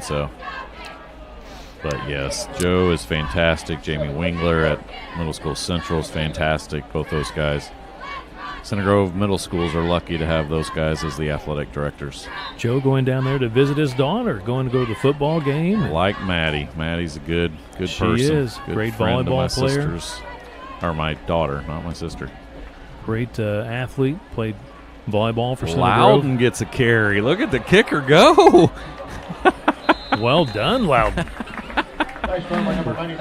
He's a nice-sized kid, I'm telling you. How long you think it took him to beg Coach Painter to just let me carry once? Just once, Coach. I can show you. I'll show you. And that was a big gain there by the kicker. I think he wanted more. He wanted the touchdown. He's going to stay right there at his hip and say, just put me in. Put me in. What's that song? Put me in, Coach. Exactly. I'm ready to play. That was a good run, good hard run. At the 23-yard line. Hudson Murdoch splits out here to the left. Running play. Got him by the jersey. Samuel Bridges. Why you tuck in that jersey, Kevin? So That's they right. Can't grab it. Got to wear that rip-away type jersey. Yeah. At the 20, gets 3 yards. Hudson Clark was able to snag him by the jersey, and now another 4th down situation for Center Grove.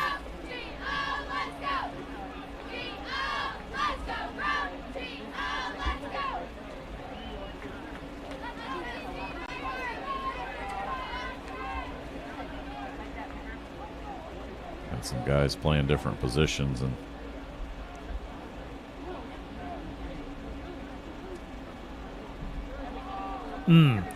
yeah, kind of lost the handle of the football on that snap. That's what happens. You got the backup quarterback in a little bit, and you're right, just fumbled snap a little bit. And Turnover on downs. So that's pretty good, Kevin. Through 9 weeks, the combined record is something in 2, 25-2. Is that right? 9-0, 8-1, and 8-1.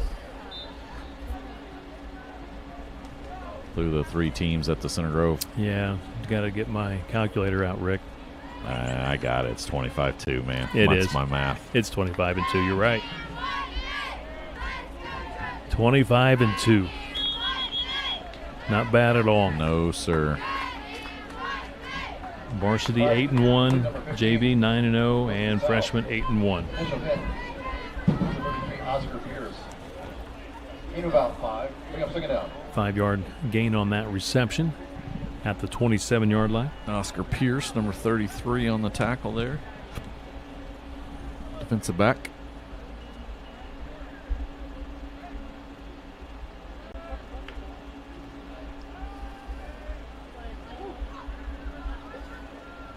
Uh-oh. Oh, wow. Oh, wow, and that ball bounces right back in. They're going to say he was out of bounds? No. Wow, 51, I think, with the stick. Sutton bats. Great hustle down the field. He strips the ball. It bounces off of the leg of the Bloomington South runner. Wow.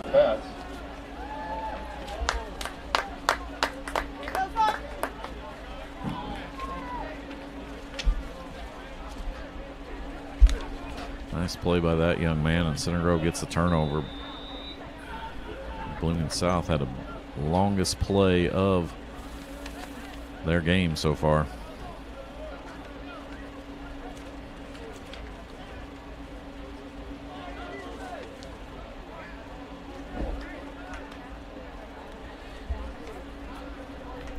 Center Grove football. Wingback takes the handoff. Is that Michael Chitwood I Denman? think so. 16. 16. Run the play by number 16, Michael Chitwood Denman. Gets a couple of yards. Lots of guys getting opportunities. That's what I like to see. Obviously, Coach Painter knows last game of the regular season, you got full control here and getting all these different kids some carries.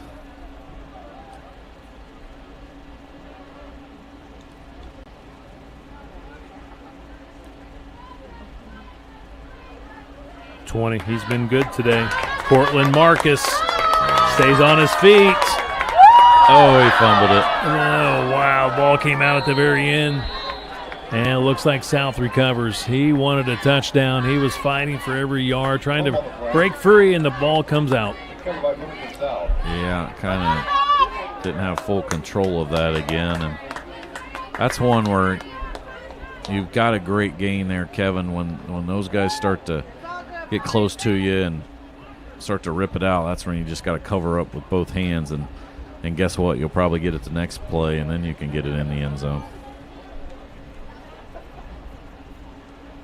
Just inside the 15 at the 14-yard line.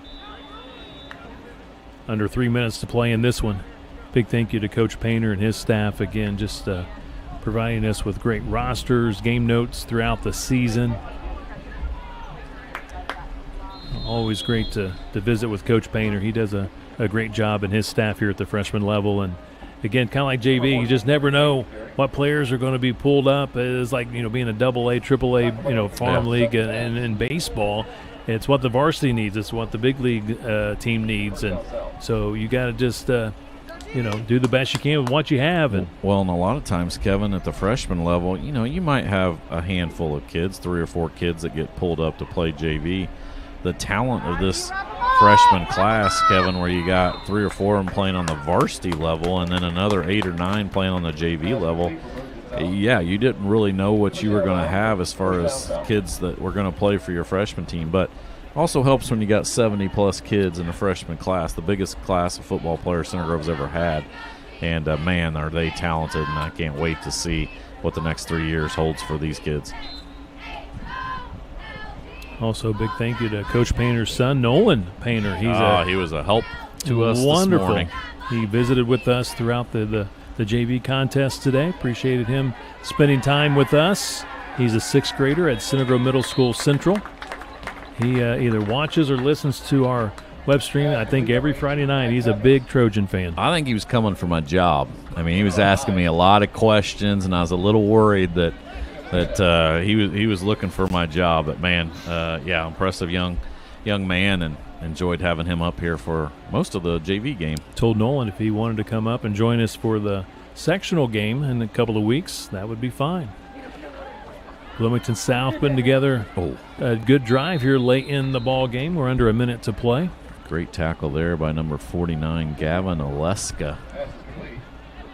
Or Alexa, I should say. So out of 9 weeks of football, Center Grove 8 sweeps out of 9. That's pretty good, yeah.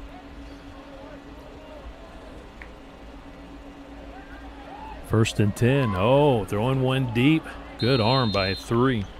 Aiden Fields. We'll see if they get one more play off, Kevin. Clock's under 30 seconds, that running clock.